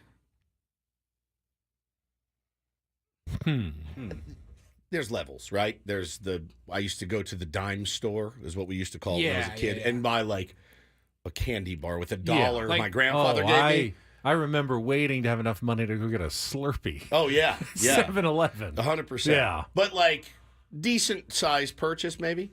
Yeah, I mean, I can go first and let you guys think about it. I bought my own car when I was 16. That's a good one. Got a job and paid it off and all that, That's a which was big big. one. Before that, though, I do remember I was probably 7 or 8 years old, and my dad let me use a scratch-off ticket, a scratcher, and I won $30, which, bro, when you're 8 years old, Might as I well hit be the lottery. $100,000. Yeah. You did win the lottery. Yeah. And yes, exactly. And I wanted to go spend it on something that was very big at the time, Pokemon cards. Yep. And I bought like a sleeve of these holographic Japanese cards that I thought were the coolest things ever, and they were like, it was like $27. It was exactly how much money I won. Yeah. And after about a day or two, I was like, I wish I had that $30 back. Yeah, it's an instant regret. Yeah, it was a big regret. I remember when I got my first CD player, going to and buying CDs, and buying like Van Halen 1 on CD and being so excited that I could hear Running with the Devil and Eruption and Ain't Talking About Love and all of that. Like going into the record store and buying CDs or tapes even was just such a good Mine was feeling. certainly some sort of Atari or an Atari like game. a game that I really, really wanted to get. Pitfall. Yeah, probably Pitfall. I love Pitfall. Oh, phenomenal. Frogger. Pitfall was fantastic. Yeah, Frogger frustrated me intensely. God, you guys are talking about Van Halen, Frogger. Yeah, Frogger. We're talking old as about SpongeBob. Yeah, we're old as dirt. You know, Paulie, it was something like yours. Like, it wasn't, my parents wouldn't get me Pokemon cards. We were strictly a non-Pokemon card or video game family. Really? But I do remember that I did, the one of the things they bent on a little bit. Do you remember Crazy Bones?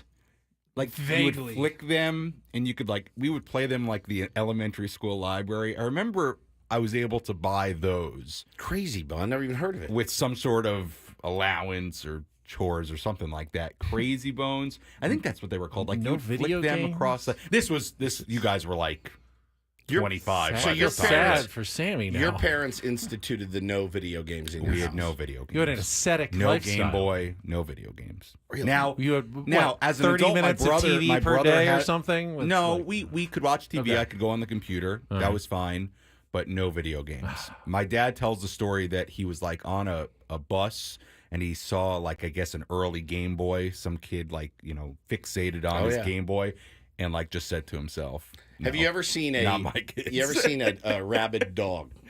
Give my kid an iPad for 30 minutes, then come take it away, and he's like, either of them. It's insanity. All right, Sammy, we're going to release you to continue your EcoWater SoCal pregame show prep. Okay. We're going to come back. About 9 hours ago, we chatted with Jesse Rogers this morning. He Yeah, was we're gonna great. play it again, So we're going to suckers. play it again in our extra segment. Congratulations, Radio everybody. shows do this all the time. That's I know, how we you don't, game but the today system. we do. Coming up next here on 97.3 The Fan.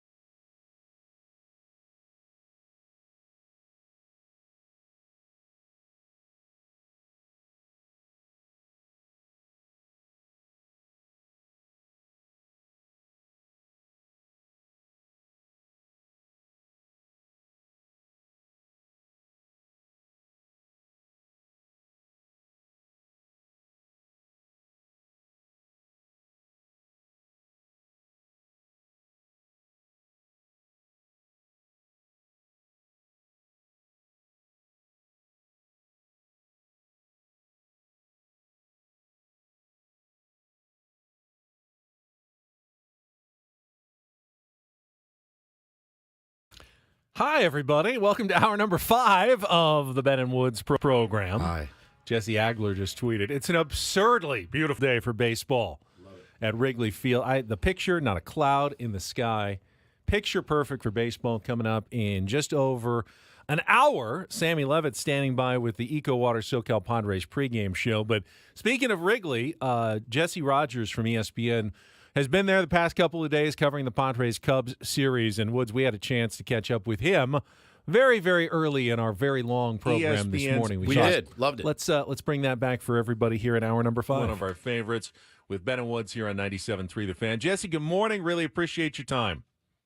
Anytime. What's going on, guys? Good morning. Doing great, man. Doing really well. What a fun game last night. Obviously didn't work out in our favor, but that felt stupid. And Jesse Agler said the same thing on our broadcast. He goes, it feels insane to say, but the atmosphere here and the way that these last 2 games have gone have felt playoff-like in May. Yeah, well, when Wrigley Field is rocking like that and the weather turns here in Chicago, it's a fun place. Today is going to be even more beautiful out there for a day game. And, it's 2 decent teams, right? I mean, pretty good offenses. Yeah. They have some great pitching, although, you guys have been kind of up and down. Darvish and Cease going well, not so much the rest of the rotation. But there's a lot of stars on the field. There's a lot of good players on the field for both teams. And Imanaga versus all those righties last night was so fun to watch. This guy's been lights out, but he tired there late, and it looked like maybe San Diego would steal one, and then the Cubs come back and win. So, yeah, it was a fun game. The Cubs are kind of set up this way. They play a lot of close games. They have great pitching. It comes down to the wire a lot.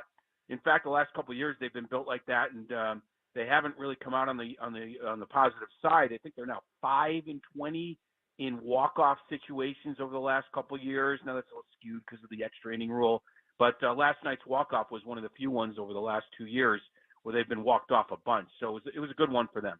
I'll have to say I was very curious about Shildt Imanaga. Saw the big numbers, but hadn't really had a chance to watch him pitch closely until last night. He obviously wasn't the big Japanese name coming over from the big, but not Yoshinobu Yamamoto. Yeah. He's been more effective. What have you seen, Jesse? Is this something that he is going to be able to keep doing, do you think? Or as teams see him more often, will big league hitters start to catch up to him a little bit? Yeah, I actually think the answer is the second one. Now, look, no one would continue on the pace that he was on. I mean, at one point before the home run, his ERA was at .65. And what did it go up to after the home run? I don't even look yet. 1.04 or something, yeah. Okay, yeah, it's still amazing. So he won't keep up that pace. But I do think the second time through, and in fact, I was in your manager's office yesterday, and my brain wasn't working well, and I was like, I was thinking for a second he had faced you guys in San Diego, but then I quickly realized that wasn't the case, and I was telling Mike Shildt, first time through the league, he's really having success. It's not deceptive. This is the way a couple teams described it. It's not really confusing or deceptive. It's just unique, and they're talking about his release point. So I do think it is something that opposing teams and hitters just need to get used to a little bit. He is a fly ball pitcher. You saw a bunch of fly balls early in that game. They just weren't getting squared up. When they get squared up, it's like the Profar home run. It'll go out of the park. So I think he tired last night, which impacted some of those pitches late. But I think as teams see him more, it will start to even out. Right now, it's a steal for the Cubs. Even if his ERA jumps up to 3, it's still going to be a really good season for a guy not making Yamamoto money. But it does have to do with that release point. It's just a different look for teams. And I do think second and third time through the league, it might come back down to earth a little bit. Talking to our pal Jesse Rogers from ESPN. What has been the overarching kind of thoughts on Craig Counsell? I mean, you've never seen a guy in a dugout look more worried all the time, and that's whether he's up 12 or down 1. I mean, the Padres came back and they won that game earlier in the season, and he looked like he was going to die. I wonder, he doesn't exude confidence all the time, but he's a hell of a manager. What's been the returns and the thoughts about him in Chicago so far? Yeah, that's an interesting observation because my description of him would be all business. And maybe that's kind of what you're saying when you see his look in the dugout. He's pretty much all business. Not that he's not a fun guy. I've been out to dinner with him. I mean, I've had, but when it comes to meeting the media and managing a team, it's pretty buttoned up. He's all business, and I think he's like that with players. for better or worse, right? Like, sometimes you want a touchy-feely guy, and I think he knows when to, change his tone when he needs to, whether it's a young player, and I think he's really good with young players or veteran or whatever the case may be. But that's my description. He's very businesslike. He's very much like, okay, what do you need to know as a reporter? And he doesn't let you get away with bad questions necessarily. He's a fine guy. I mean, there's no problem. But that's kind of what I feel like. He's very interesting with his bullpen. First of all, there's no Josh Hader down there. There's no Devin Williams. So I think he's getting used to the fact that he doesn't have a lights-out closer, and that impacts the rest of the pen.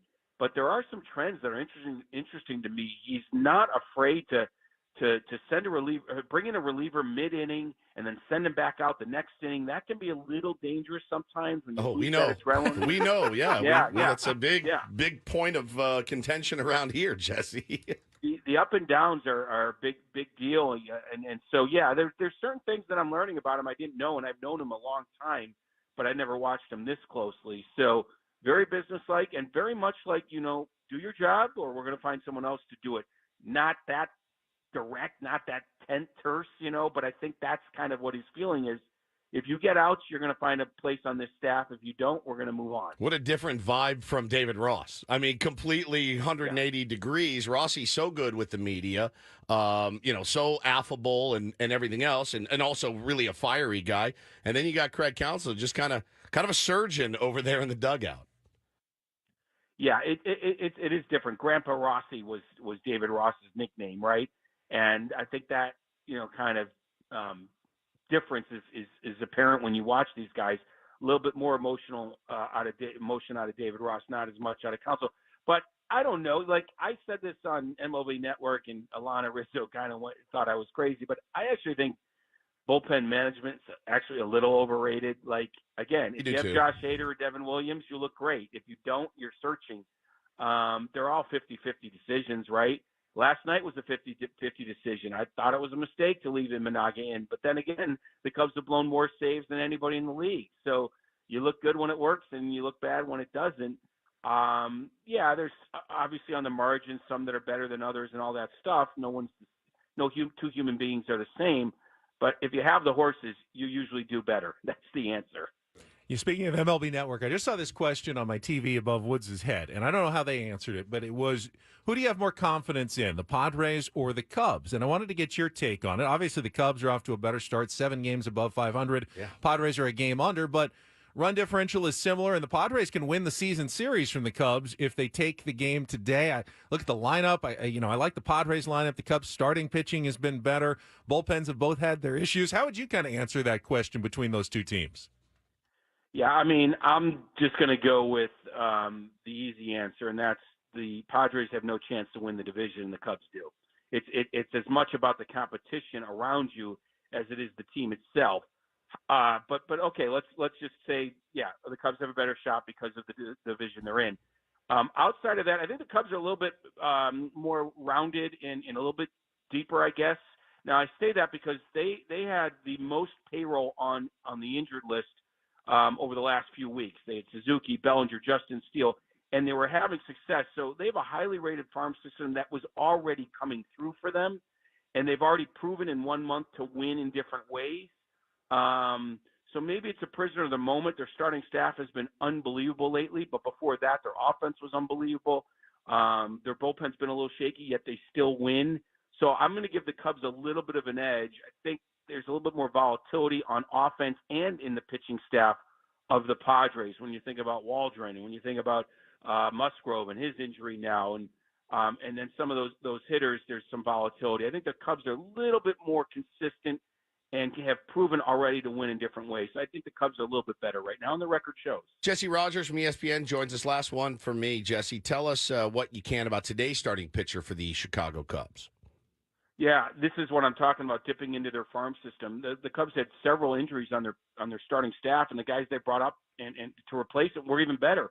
Hayden Wesneski, his nickname was Nasty, because when he's on, he's got this great fastball, sweeper, slider, whatever you want to call it, combination, real good movement. But when he's off, he starts overthinking things, and he starts putting up there on a tee.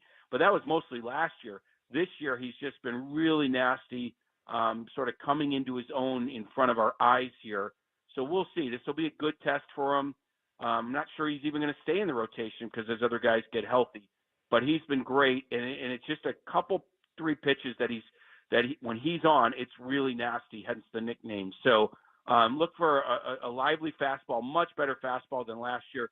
And his sweeper is kind of his bread and butter pitch. That's always there for him. But if he doesn't have his fastball, it could be a long day. All right, before you go, I need an unbiased opinion, not here in San Diego. We had A.J. Preller on yesterday, and, we just ride this roller coaster of, A.J.'s got to go, and A.J.'s a genius. Picks up Luis Ariz, they add Donovan Solano, and all of a sudden that depth's looking a little bit better, and now we're all confident again in A.J. Preller. The national perception of where he is, should he continue to get opportunities as the Padres general manager after a decade without a ton of success other than, a couple of postseason appearances? Jesse, what's your thought there?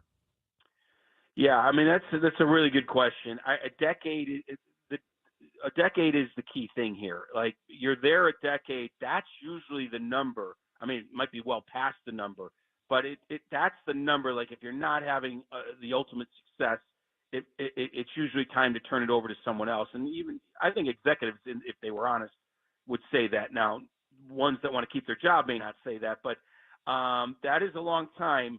He has done some good things there, but it hasn't all come together for a consistent run. I do think the Luis Ariz trade could be amazing, lengthening a lineup, rotating guys in and out, resting guys. You have more players than positions when everyone's healthy. So that could really put this offense into another stratosphere. It all comes together. Having said that, they need to do something in the postseason. They need to get there and do something. So maybe, this is it. Like, a postseason run or bust for A.J. Preller. But I get the idea of handing it off to someone else. Peter Seidler passed away. Like, there's a transition there on ownership. Should there be a transition among executives? It's a valid question. And I actually think A.J. would agree with that kind of a valid question. So maybe it does come down to this final year in some ways. Like, you got to do something. Maybe it's the wild card, granted, because of the Dodgers, but get in and do something. You've had every opportunity to do so for a long time now. All right, that makes me feel better because we kind of agree with that sentiment. This is a pretty important make or break season for A.J. Preller. Jesse, we really appreciate it as always. Thanks for sharing some of your time with us this morning. You got it, guys. Take care. There is Jesse Rogers from ESPN MLB Insider.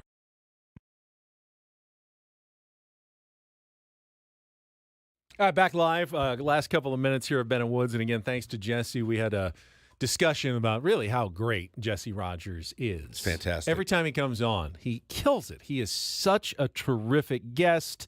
He has great insight. He covers the game so well. I always feel like ESPN should use him even more than they already do. 100%. Phenomenal. He could be the next Jeff Passan. Yep. Totally. Great job. Padres need a big day out of Dylan Cease today. Big one. Yeah, a lot of pressure on Dylan Cease today. Came through his last time out, but they really need a stopper. They need a win today. We made the point earlier that, yes, it's early in the season, but this is your last game against the Cubs. You win this game, you win the season series. You have the tiebreaker against a team that is expecting to compete for possibly a wild card at the end of the year. Now, they could win the division, but Brewers could win the division, someone else could, and you could end up battling with the Cubs for a wild card, and you want to have that tiebreaker in your back pocket in September just in case, and the only way to get it is by winning today's game and taking the season series 4-2. Absolutely, man, and knowing what's on the schedule ahead with games against the Los Angeles Dodgers, then you got the Rockies, but then you got the Braves, you got the Yankees coming. I mean, it's going to be tough, as every schedule is. I get it. But you want to get a good taste in your mouth before you come home and take on the Dodgers, who are as hot as any team. I mean, just the bottom of their lineup contributed last night. The top didn't really do anything. And then, of course, the top's been carrying them. Yamamoto was unhittable.